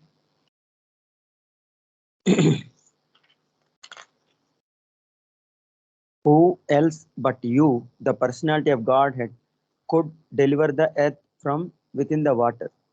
It is not very wonderful for you. However, because you acted most wonderfully in the creation of the universe. By your energy, you have created this wonderful cosmic manifestation. Yeah. Oh Lord, other than you, who would attempt to lift the भूमंडला? अभी आप नहीं तो कौन कर सकते हैं? अभी not even everyone was there, but no one could do it. So only you can do this wonderful act. Other than you, who would attempt to lift up the Bhumandala, which had sunk in the Garbhodaka ocean? But this is not astonishing for you, who astonish the universe and who create this amazing universe by your Maya. But this activity is not at all a big activity for you, because you created the huge gigantic universes, crores of universes you created easily, and for you to lift Bhumandala within one universe is not at all a big task. But for us, it is astonishing, very wonderful activity of yours. We glorify your pastime, which is hard for others to understand. O Lord, other than you, who would desire to do this act of lifting the entire Bhumandala? So whatever Lord does, that is actually a big, wonderful activity. See here, Lord Varaha appeared and lifted the Bhumandala. And recently, I mean, we were discussing about, we had this festival, na, Golden Leela. So Lord Krishna was 7 years old and he lifted the entire Govardhan. So recently we went to Vrindavan and around 5 o'clock we started a parikrama and we ended up at 11:30, 12. For us to walk around, it will take so much time. It is so big, so wide. And a 7 years boy lifted it easily. Uchalindram, just like small boys lift uh, mushroom. So that easily lifted it. So what for Lord everything is like simple play. So like that that like. Even Gajendra, indicating this particular aspect of the Supreme Lord, offers a prayer in the 8th canto. He says that Namo Namaste Kilakaranaya Nishkaranaya Adbhutakaranaya Sarvagamamnaya Mahanavaya Navopavargaya Parayanaya. There Gajendra says that I offer repeated respects to the cause of everything, who has no cause, who is the astonishing cause without a change. So basically, Namaste Akila Karanaya, he is the cause of everything. Nishkaranaya, he has no cause for his appearance. Adbhuta Karanaya, he is the performer of wonderful activities. So the Lord is the performer of wonderful activities and is unchangeable. Lord is unchangeable. He is the great ocean of Pancharatra and Vedas. Sarva Agama Amnaya Maha Arnavaya. He is great ocean Maharnava and is the personality made up of Sarva Agamas and Sarva Amnayas. Agamas and Apnayas are the different sections of the Vedas. So in that way. Namo Pavargaya Parayanaya. Namo Apavargaya. He is the very form of liberation. He is the giver of liberation and is the shelter of the greatest devotees. Parayanaya. Narayana Para is the shelter of all great devotees. So these are all different attributes of Lord, the Supreme Lord, Lord Vishnu, Lord Varaha, and any form of the Lord. So this is the glory of the Supreme Lord. So in that way, so the great sages are saying that, so my dear Lord, you unchallengeably create unlimited universes, and for you lifting this universe, this Bhumandala is not at all a big task. But for others, it is a big task. They did not do it, they can't do it. So this is your position, this is your glory. So like that, the sages are glorifying the Supreme Lord. And at the end, in the last 2 verses, they say that they kind of summarize what they have offered prayers till now, and they also ask for a benediction in the next 2 verses. So Abhitak, any questions till now? Hare Krishna. Devotees, all of you are able to follow? Yes, Prabhuji, one question. Here the Rishis are glorifying Varaha Roop as his body is made up of 3 Vedas. So how can we understand the basic verse from Brahma Samhita that Ishvara Paramakrishna Satchidananda Vigraha, that the body of the Lord or Vigraha of the Lord is made up of Sat, Chit and Ananda. So how can we So see, not like that. It is reconcile this? not that. See, wait. Lord's body is not made up of yajna. The yajna appeared from the different limbs of the body of the Lord. Lord's form is the source of different ingredients, different utensils, different aspects of the yajna. It is like that. Same way, when you say Ishvara Paramakrishna, the transcendental form of the Supreme Lord is the source of everything. And that form is the source, that form is the manifestation of Satchit Ananda. The characteristics of that form is Satchit Ananda. It is eternal knowledge and bliss. So it is like that. Don't Okay, compare okay, both. It is basically okay. how Lord Krishna is source of everything, because he expands as Mahavishnu. From Mahavishnu's skin pores there appears Pradhana. From Mahavishnu's eyes there appears Kala Karnasabhava, and from that everything appeared. He is the source of everything. Everything is coming from him only. And Yajna, the different ingredients that are required for Yajna, the procedure that is required to be followed while performing Yajna, and everything is manifested from Supreme Lord. So yes, no need to go into all the details also. Simple. Lord's breathing is Vedas. So breathing is coming out of the Lord, and the Vedas only talk about the different procedures of our different yajnas and how to perform yajna, where to perform, when to perform, under whose guidance they should be performed. So is the Lord the source of yajna or not? Like that. Yes, yes. He is source of Yajna. Yes. So in that way. Okay, okay, okay.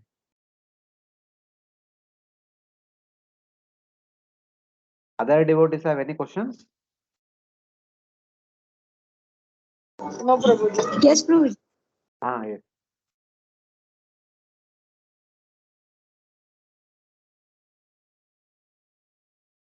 If there are no questions, we'll go ahead. Vidunvata Vedamayam Nijam Vapu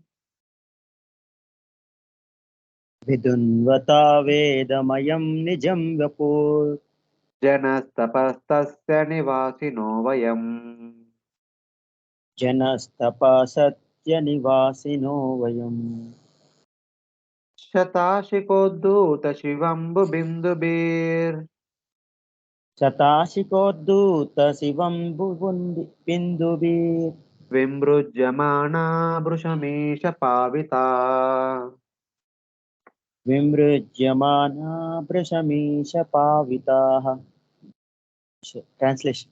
O Supreme Lord, undoubtedly we are inhabitants of the most pious planets, the Jana, Tapas, and Satyalokas.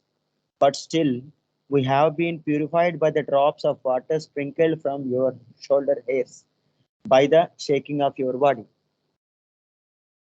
Yeah. Now they are saying that after lifting the Bhumandala, you shook your body. As a result of that, water spill all across, it fell upon us also, and we are thoroughly purified of that water. So this is one understanding. Other understanding is that when they are praying for the Lord, previously in one of the prayer they were praying that, my dear Lord, please control our minds and please bring in Vairagya within our hearts along with Bhakti. As a result of that, we will be able to realize you. Then Lord shook his body. The water fell upon them. The Charanamrut fell upon them. They became purified. Further, they are saying now, O Lord, when you shake your body made up of the Vedas, we, the inhabitants of Janaloka, Tapaloka, Satyaloka, have been washed and purified sufficiently by the drops of auspicious water coming from the tips of your ears. Lifting the Bhumandala is not astonishing for you, but is astonishing for you. So lifting the Bhumandala is nothing for you, but it is big thing for us. That on the pretext of the Bhumandala falling into the water, you have been merciful to us and made us successful by giving up the nectar of water touching your body, whose drops reach upon us. So they are saying that actually it seems that in order to show your special mercy upon us, you only made the Bhumandala submerge into water, and you made your appearance in the form of Varaha. You entered into that ocean, lifted the Bhumandala, and then you purified all of us by sprinkling the water from your transcendental body. For purifying us, you appeared, you made the Bhumandala sink into Garbhodak ocean, and you appeared as Varaha, and you did all these entire Leela. So like that, they are telling. So this is the way the devotees actually convey the Lord's special blessings upon devotees, and devotees surrender to Supreme Lord. So in that way they are indicating. So like that we can see. So then, this is the last prayer offered by the sages of Janaloka, Tapaloka, and Satyaloka. Tavai bata brashta matistavaishate Savai bata brastamati tavai sate. Yakkarmanam paramaparakarmanah Yakarmanam paramaparakarmanah. Yadyogamaya gunayogamohitam Yadyogamaya gunayogamohitam. Vishwam samastam bhagavan videhisam. Vishwam samastam bhagavan videhi sam. Translation. O Lord, there is no limit to your wonderful activities. Anyone who desires to know the limit of your activities is certainly nonsensical. Everyone in this world is conditioned by the powerful mystic potencies. Please bestow your causeless mercy upon these conditioned souls. Hare Yeah. Krishna. Finally, they are asking for a blessing to the Supreme Lord. He who desires to know the limit of your actions, though your actions are unlimited, is certainly the greatest fool. They're telling that आपके बारे में पूरा जानकारी प्राप्त करना इतना आसान नहीं. Those who think like that, they are actually foolish. Since you bewilder the whole universe with your Yogamaya and Mahamaya, O Lord, please bestow good fortune on us so that we can know you as much as possible, as much as required for our purification, as much as required for us to come back to Godhead. That much, please enable us to know so that we'll come to you and serve you in the rest of eternity in your own abode. So that's what they are saying. Knowing you completely is not at all possible, and somebody says that I can know, they are actually the foolish. Like that they are saying. How much can we describe your pastimes? Though we have knowledge, we do not know completely even a drop of the ocean of your pastimes. So like that. Though from the world point of view, people may say that these great sages are fully knowledgeable, they have all the knowledge and they are great intellectual people, they are great souls. They may think like that, but we know what is the knowledge that we have. We only know little bit about you. What we know is like a drop in the ocean, but your qualities are like the ocean. We can't know you completely. Somebody says that they know everything about the Lord, they're actually the more unfortunate. He who thinks he knows the limits of your activities, who is actually unlimited, is a foolish person. Jivas, bewildered by Maya, may not know me, but my devotees beyond Maya, such as Narada, should know me. So Lord says that, okay, that may be true. The conditioned souls bewildered by Mahamaya may not know me, but great souls like all of you should know me. Why are you saying that you don't know? आप कैसे बोल सकते हैं? Then the sages say that the sages answer by saying that those in the spiritual realm are bewildered by your yoga maya. And the world are bewildered by Mahamaya, which is made up of the three gunas, guna yoga. The devotees in the spiritual world are bewildered by your yoga maya, and conditioned souls in the material world are bewildered by Mahamaya. Your spiritual devotees are bewildered by yoga maya since they are submerged in your sweetness.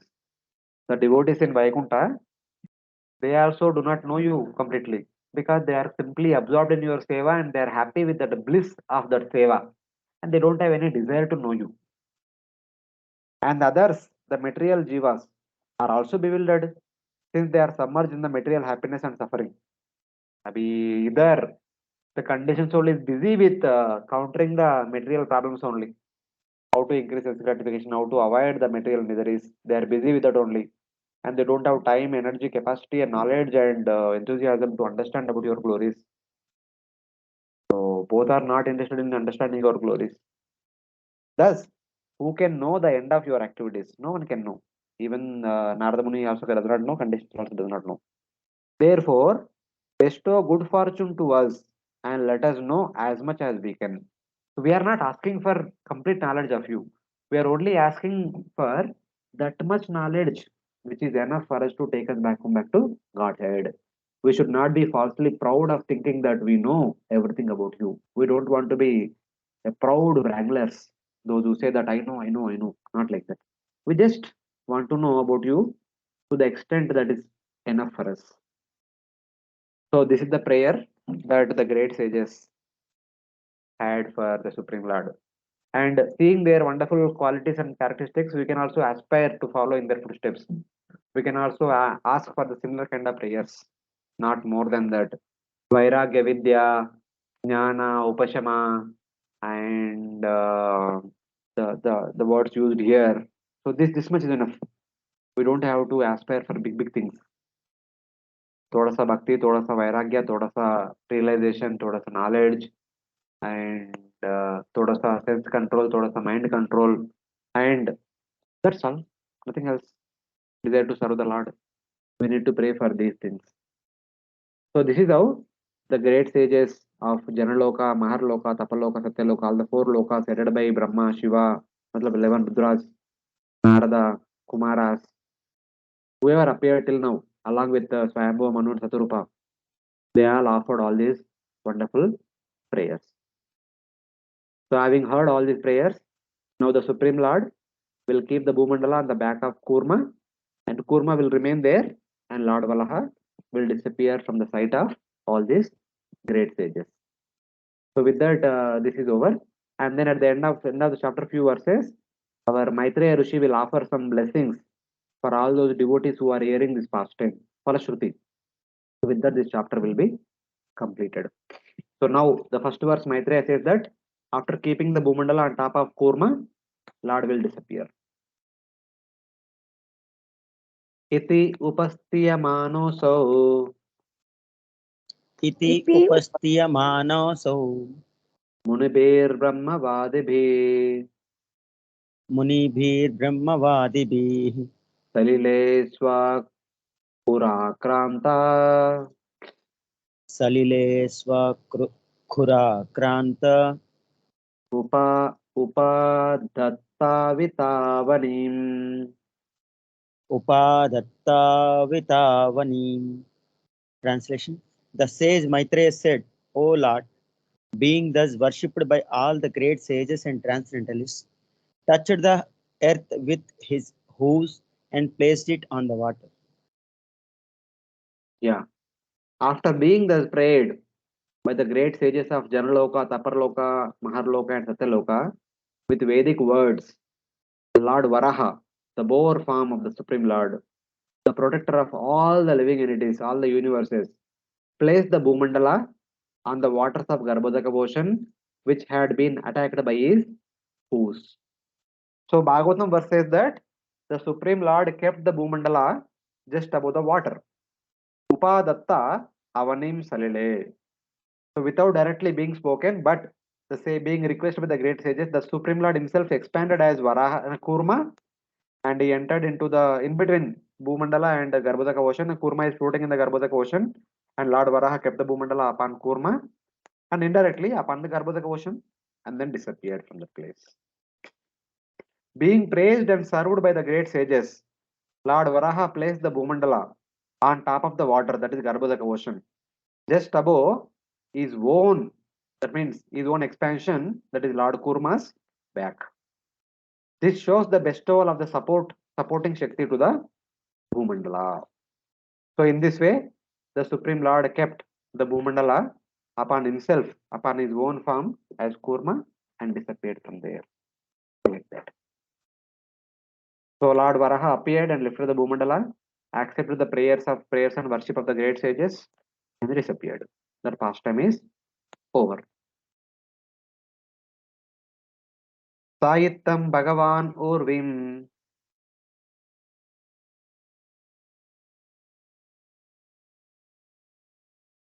Saityam Bhagavan Urvim Vishwaksena Prajapatihi Vishwaksenah Prajapatihi Rasaya Lilayonnitam Rasaya Lilayo Nitam Apsu Nasyaya Yohari. Apsu Nasya Yohari. Translation. In this manner, the personality of Godhead, Lord Vishnu, the maintainer of all living entities, raised the earth from within the water, and having placed it afloat on the water, he returned to his own abode. Yeah. Thus, the Supreme Lord, Lord Vishwaksena, the Lord of all the living entities, having placed upon the water the Bhumandala, which he had easily lifted from the water, then departed for his own abode. After placing the Bhumandala upon the back of Lord Kurma, who was floating in the waters of Garbhodaka, Lord Varaha disappeared from the sight of all these great personalities. So this is the past time. So now till now whatever we discussed, a quick summary of that, this entire past time. Gam avishya bhutani dharayami ahamojasa. Entering the earth by my own Shakti and being situated there, I maintain the moving and non-moving entities upon the earth. So it is by the Supreme Lord's personal potency entered into Bhumandala, and hence the Bhumandala remains intact. And then we are all of us are able to construct our homes, construct roads, construct buildings, construct schools, colleges, and this, that, offices, everything we are able to do all these activities. If the earth becomes disintegrated, if the entire earth becomes like desert or it becomes like daldal, can we construct any home there? Can we able to live, or can we able to produce crops, produce vegetables, fruits, flowers? Can we sustain? Whatever we are doing, we are all able to do all these things because of the presence of the Supreme Lord within the Bhumandala. Gam Avishasha, because Lord had entered into Bhumandala and Lord is personally there in the Bhumandala. As a result of that, all of us are able to do whatever we are doing. We are able to live. We are able to live inside the home in this winter season. If you don't live inside the home, outside na mar jayenge hum turant. So then we are able to go to office. We are able to drive the vehicle. We are able to travel on the roads, and we are able to live in the big building bungalows, and we are able to perform agriculture. We are able to get food, and we are able to cook and eat. All these things we are able to do only because Lord is there in the Bhumandala as his potency. And then the same Lord appearing as Kurma, holding the Bhumandala on his back. If Lord Kurma does not hold the Bhumandala on his back, the Bhumandala will fall down into Garbhodaka ocean. Then how can we sustain, how can we live in a drowning condition, in a drowned condition? How long will live swim across? I don't think so much. We all will die. So Lord by his potency is keeping the Bhumandala intact and is allowing the Bhumandala so that we can do all the activity that we are doing. We can live in home, we can eat, and we can perform activities, etc. etc. And the same Lord by being Kurma, holding the Bhumandala so that it does not sink into water, so that we can live. So like that. So Laghu Bhavatamrita Rupa Goswami says that in the Padma Purana it is said, Padme Proktam Dadok Shaini Mayam Evartita Sura. In the Padma Purana it is said that on the Devata's request, Lord Kurma lifted the earth, the Bhumandala. Of course, Padme. Not only Padma Purana, even the Bhagavatam also we just saw in one verse. Here all the great sages are requesting Lord Varaha, please do something so that the Bhumandala does not sink into Garbhodaka ocean once again. In the Padma Purana it is said that all the great sages and the Devatas combinedly requested the Supreme Lord. And Shastrantare tu Budhari Kalpado Prakato Bhavat. In other Shastra it is said that at the beginning of the current Kalpa, during the Swayambhu Manvantara period, being requested by great sages, the same Supreme Lord again appeared as Kurma and held the Bhumandala upon his back.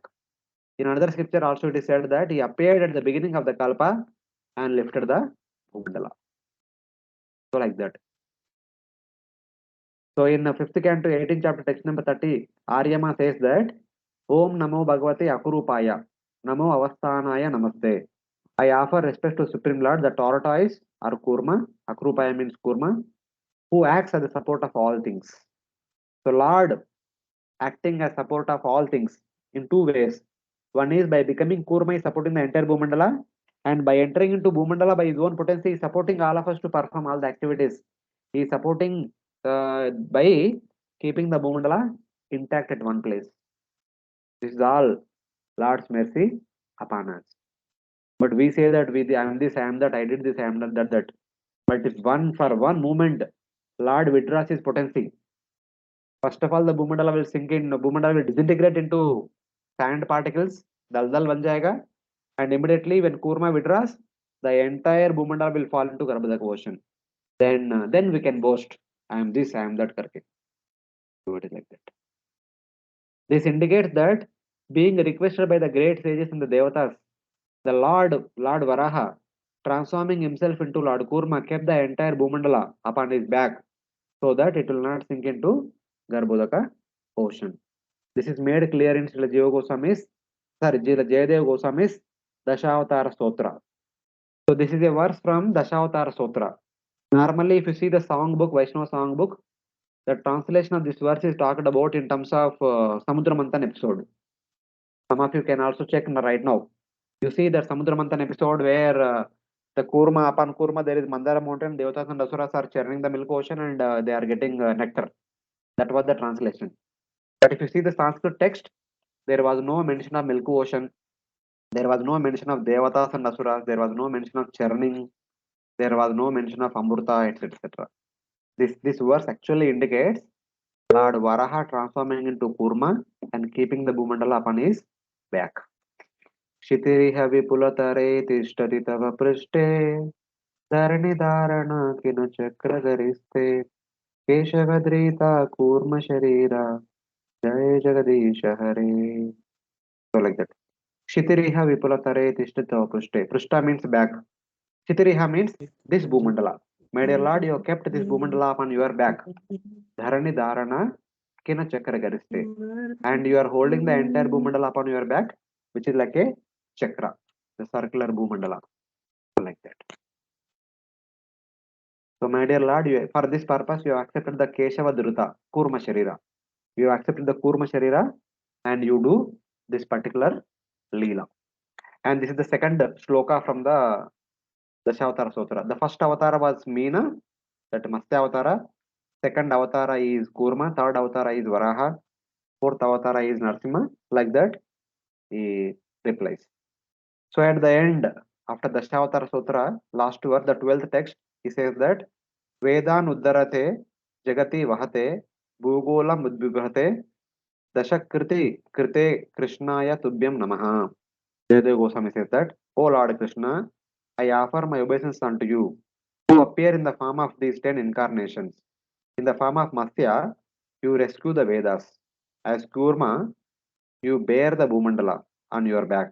And as Varaha, you lift the Bhumandala with your tusk. And then other avatars. As Narasimha, you destroyed the strong demon Hiranyakashipu. As Vamana, you took the three lokas as charity from Bali. As Parashurama, you killed all the irreligious Kshatriyas for 21 times. As Rama, you destroyed Ravana and you constructed bridge across the ocean. And as Vyasa, you compiled Vedas. As Buddha, you taught something. And as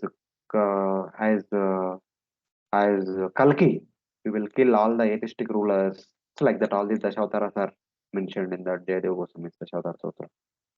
So, like this is the quick summary of, in the sense, the connecting points, connecting the pastimes to other avatars also. So, like that. So, thus, the Lord appeared and performed wonderful pastime and disappeared.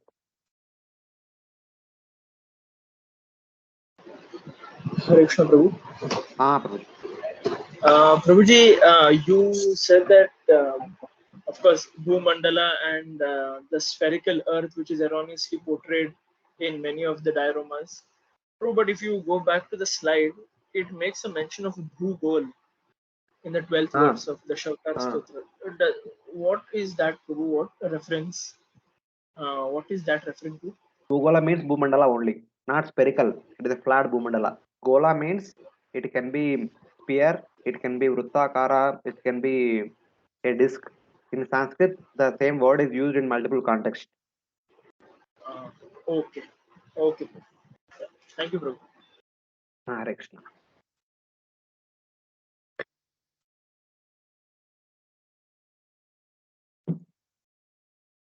So last couple of verses of this chapter. Yaye nametam harimeda so hare.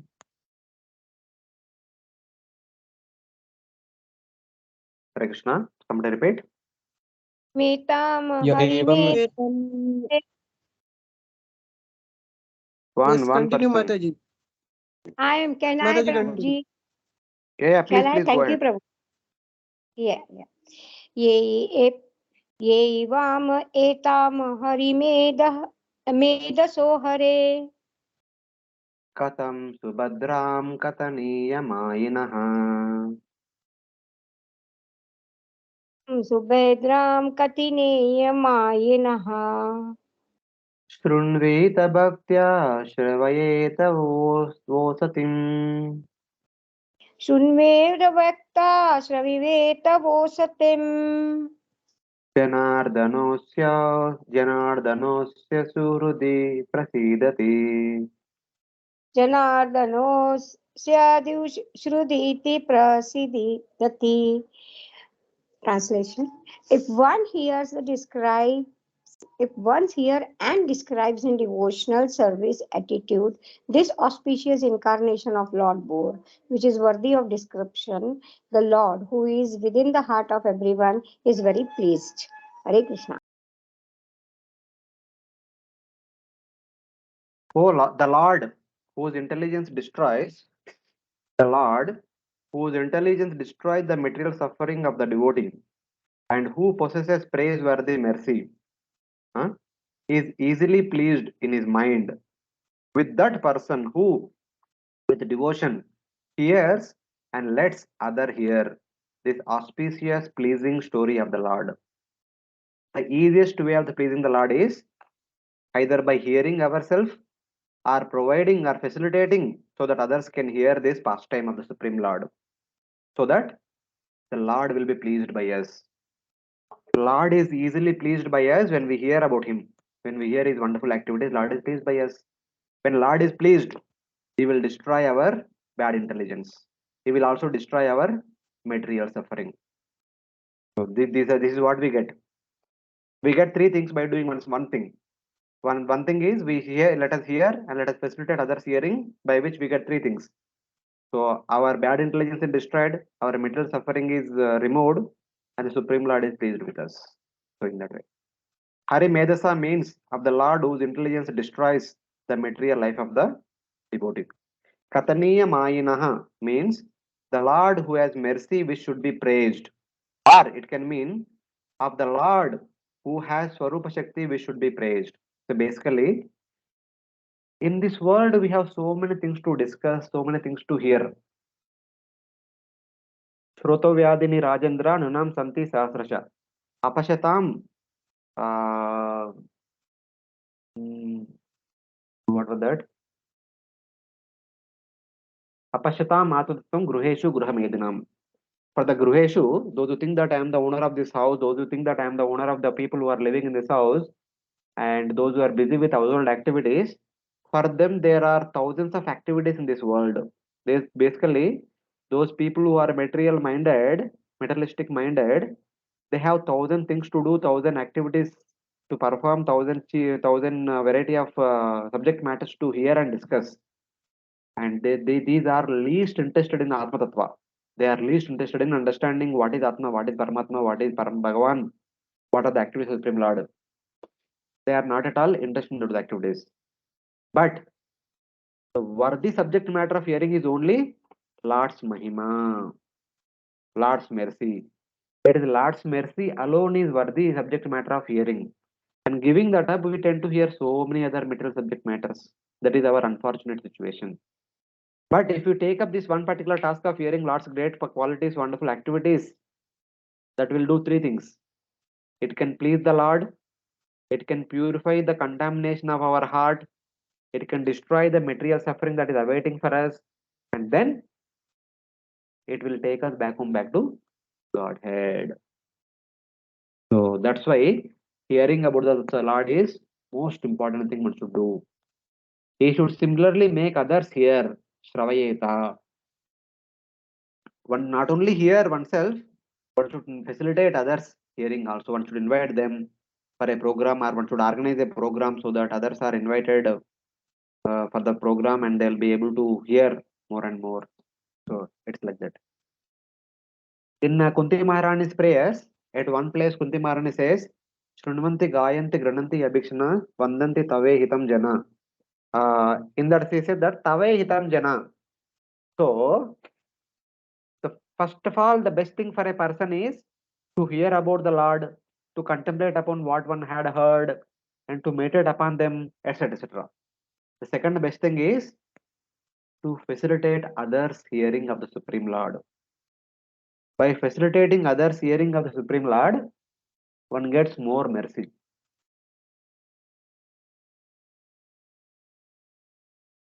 There was one verse in the first canto, 7th chapter. Vasudeva writes, Yasyam vai Shuryamanayam Krishne Paramapurushe Bhakturutpadate Pumsha Shoka Moha Bhayapaha. So by hearing about Bhagavatam, by hearing about the Supreme Lord from Bhagavatam, so Bhakti will produce in the heart of the hearer. Bhakti will manifest and Shoka Moha Bhaya will be taken away. So in that commentary, Srila Vishwanath Chakravarti Tagore writes, if you alone hear, you will get little Bhakti. If you hear Krishna Katha from somebody, you will get a little Bhakti. Okay, then if you speak Krishna Katha, you will get more Bhakti. Because when you are hearing, you alone are hearing. So your investment of time is only just hearing. But when you speak, with the Bhagavatam which you speak, you hear, you also make 10 people who are sitting in front of you also hear. And when you have to speak something, you cannot just go and sit and speak. You will prepare. Preparation means endeavor, time, energy, patience, all these things. So you are investing more and you will get more benefit. And also, you are facilitating the hearing of 10 people. All the 10 people will get the benefit of 1 unit and you will get the benefit of 10 units. And then, if you coordinate, if you organize a program in which you are inviting 100 people, you are also inviting a speaker. You will get 200 units of benefit. How? 100 people are hearing, each person will get 1 unit of benefit, and one speaker is speaking, and he will get the benefit of 100 units because whatever he is speaking because of behind speaking, he is performing so much hard work and so much preparation, and 100 people are able to hear because of him. So he will get 100 units of benefit. And the coordinator is actually spending more time, more energy, money, all these things, so much hard work, the money earned by so much hard work in order to organize the program. He is providing the hall, he is inviting everyone, he is preparing boga, and is inviting the speaker, and he is facilitating everything, light, fan, etc. etc. And at the end, he is also serving prasadam for everyone. He is receiving the guests, he is looking after the well-being of the guests and everything. So he is a person who is investing a lot, and he will get 200 units of benefit. The benefit what the individual hearers what they are getting, the benefit what the speaker is getting, and the both benefits combined together will be obtained by the organizer. I mean, this I am not saying, this is said by our Srila Vishwanath Chakravarti Tagore for this verse, the whichever verse I have said. If you want, you can see the slides which I shared for first canto 7th chapter. This is there. Whatever I'm saying, I'm just telling in details, but he says the same thing. So it is like that. So hearing gives us little benefit. Helping others to hear gives us more benefit, and facilitating many people to hear as well as speak, that gives us the most benefit. So that is the understanding. I just remembered, so I just repeated it as this. So it is like that. And if you, I mean, this is my observation also in Bombay, looking at all the devotees, those devotees who have taken a lot of pain, lot of endeavor, lot of hard work for preaching, organizing a program, conducting a program. Many places, many of our senior devotees, they themselves are the organizers, they themselves are the speakers also. So in that way, they are getting both the benefits. Because for anything, it cannot be done just like that. There is a lot of hard work goes behind. The hearer may just come for the class and he may sit for 1 hour. He is only investing 1 hour time. And he is getting Krishna Katha, he is also getting Krishna Prasad. The speaker might be sitting backward 2-3 hours and preparing nicely. And he may be preparing for 2-3 hours currently, but he might have heard for so many hours before and is assimilating all that he had heard and again preparing for the class and is coming and speaking. So he will get the benefit equal to the number of people who are hearing him, that many units. But the person, the most hardworking, is the organizer. He is looking after every aspect of the program. He is inviting all the participants, he is inviting the speaker, and he is arranging all the food ingredients, he is preparing, he is organizing the cooking, he is organizing for serving, he will be organizing for cleaning, wind up, so organizing sound system, this, the decorating the hall, everything. They get the most benefit. I am not saying this is Chakravarti past tense, Vishnu Chakravarti says. So kindly consider this and extend, we should extend ourselves to facilitate, to organize, to conduct a program so that many people will get the benefit and more than all of them, we get the most benefit. The organizer will get the most benefit. It may not be seen immediately, but that's why we see all the speakers, all the preachers who are conducting all these programs, organizing programs, they actually made a lot of spiritual progress. Sometimes it may appear they are so simple, down to earth, but internally there is a lot of purification already took place. So some of them may not be eloquent speakers, some of them they may not be the well-known famous people. They may be very simple, but at their heart, they are very. They must have had a lot of purification because of investing a lot of time, a lot of energy, and also a lot of money. Nothing comes for free just like that. So that is my whatever I've read and repeating in that way. Even I mean, most of you are also acting as coordinators and helping for the coordination. You can also share this example. You have this experience also. Conducting a weekly program, matlab, lot of planning goes in the mind. The whole day will go in that only. That day you will not be able to do other things only. हमको programme में बहुत लोग आएंगे, ये आएगा वो आएगा, ये करने का वो करने का, प्रसादम का अरेंजमेंट करने का, ये करने का वो करने का. So it's like that. Of course, sometimes due to lack of time, we may give to caterers. The caterers will get the prasadam on time and they serve. So in that way, some part is minimizing, but especially in like normal traditional style, the people will take all the responsibility of preparing prasadam, preparing the hall, preparing everything, and inviting all the devotees, receiving them, and they were looking after everyone. And it's like the whole activity. So it's like that. Okay, the last two verses for today. We'll do these two verses and we'll close for today. After these two verses, we'll take some questions if some devotees have. Till then, please. तस्मिन् प्रसन्ने सकलाशिषां प्रभो स्मिन् प्रसन्ने सकलासि सम्प्रभौ किं दुर्लभं ताविरलं लवात्मभिः किं दुर्लभं ताभिरलं लभातमभिः अनन्यदृष्टा भजतां गुहाशया अनन्यदृष्ट्या भजतां गृहाशया स्वयं विदत्ते स्वगतिं परपराम् स्वयं विदत्ते स्वगतिं परः पराम्. Translation: Nothing remains unachieved when the Supreme Personality of Godhead is pleased with someone. By transcendental achievement, one understands everything else to be insignificant. One who engages in transcendental loving service is elevated to the highest perfectional stage by the Lord Himself, who is seated in everyone's heart. Hare Krishna. Nothing remains unachieved when the Supreme Personality of Godhead is pleased with someone, with some devotee. By such achievements, one understands everything else used to be insignificant. By what achievement? By pleasing the Supreme Lord. If one attains the pleasure of the Supreme Lord, nothing else matters. By such achievements, one understands everything else is to be insignificant. The Lord dwelling in the hearts of the devotees personally arranges his supreme abode for the devotees who worship him without material desires.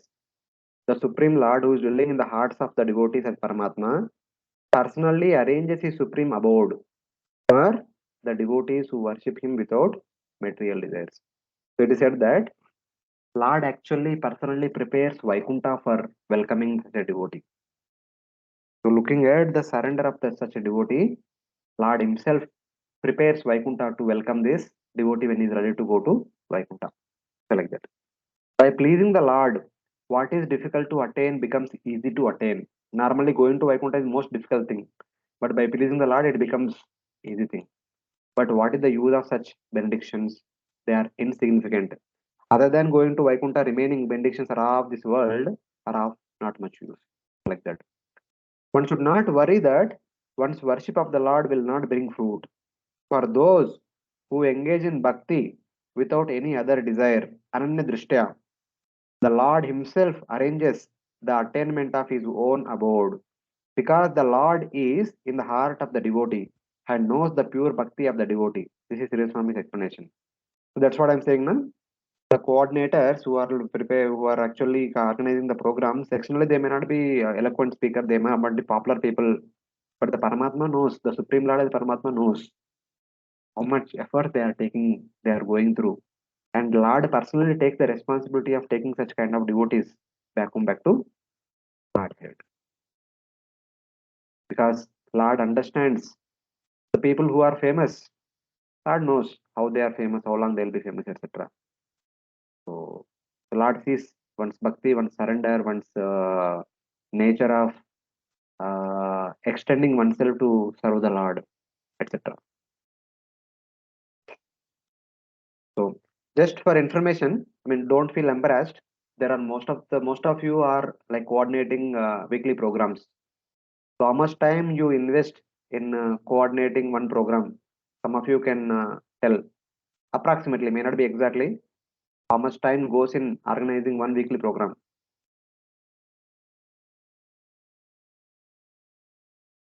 Anyone? Gauranga Purushottam Prabhu or Madhupati Prabhu?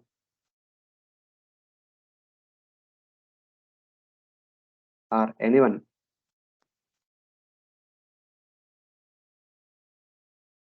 How much time it takes for coordinating one weekly program?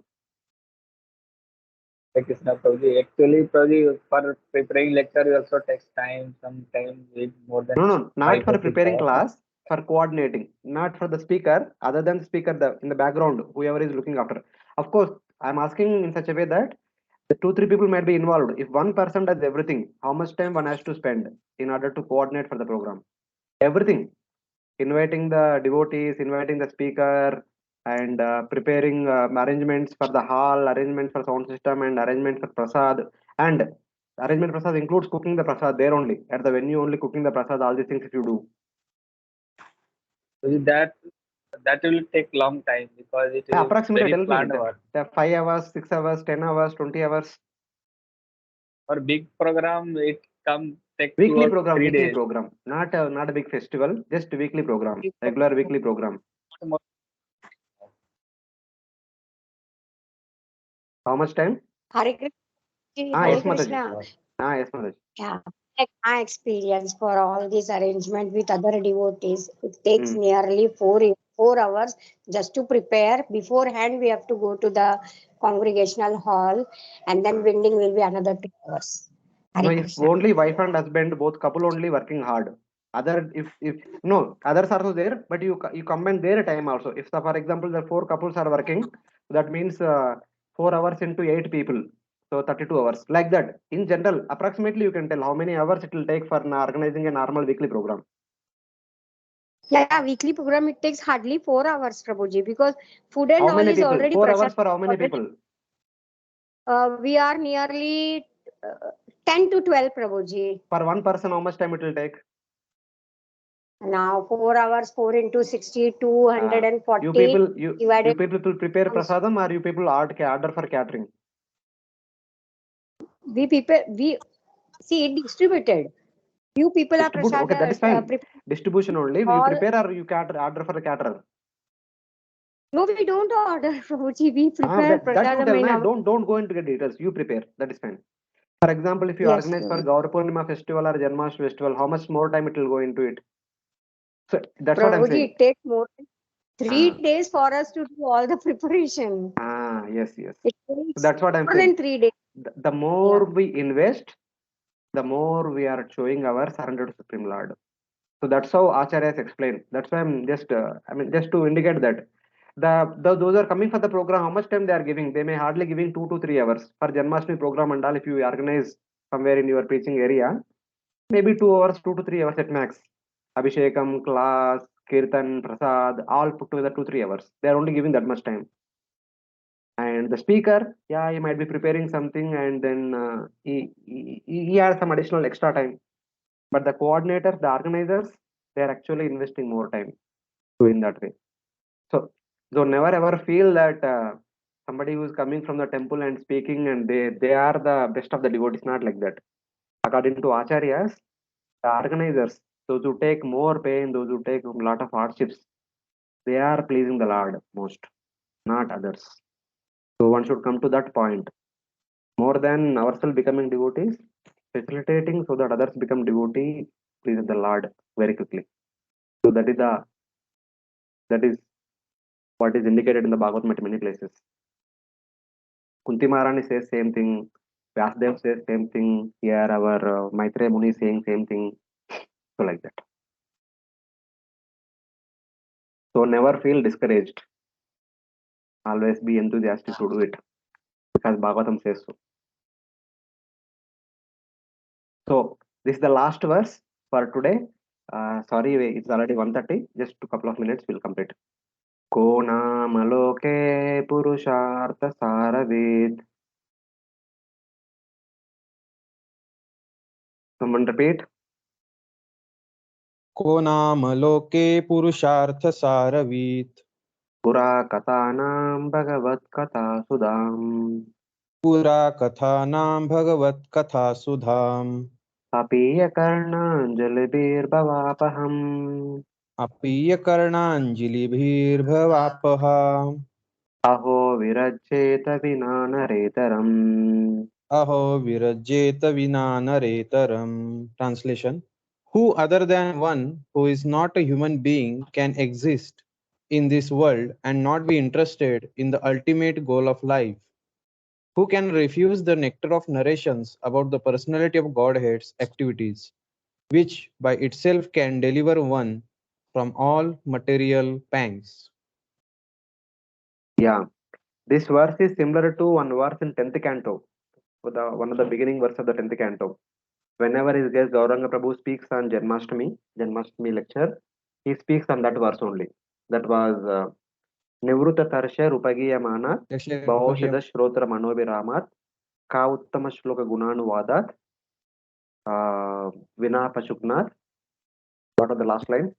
पुमान विरज्यते विना पशुगण. Puman Virajeta Vina Naretaram. So this shloka is same. Konamaloke Purushartha Saravit Pura Katayam Bhagavat Katha Sudam.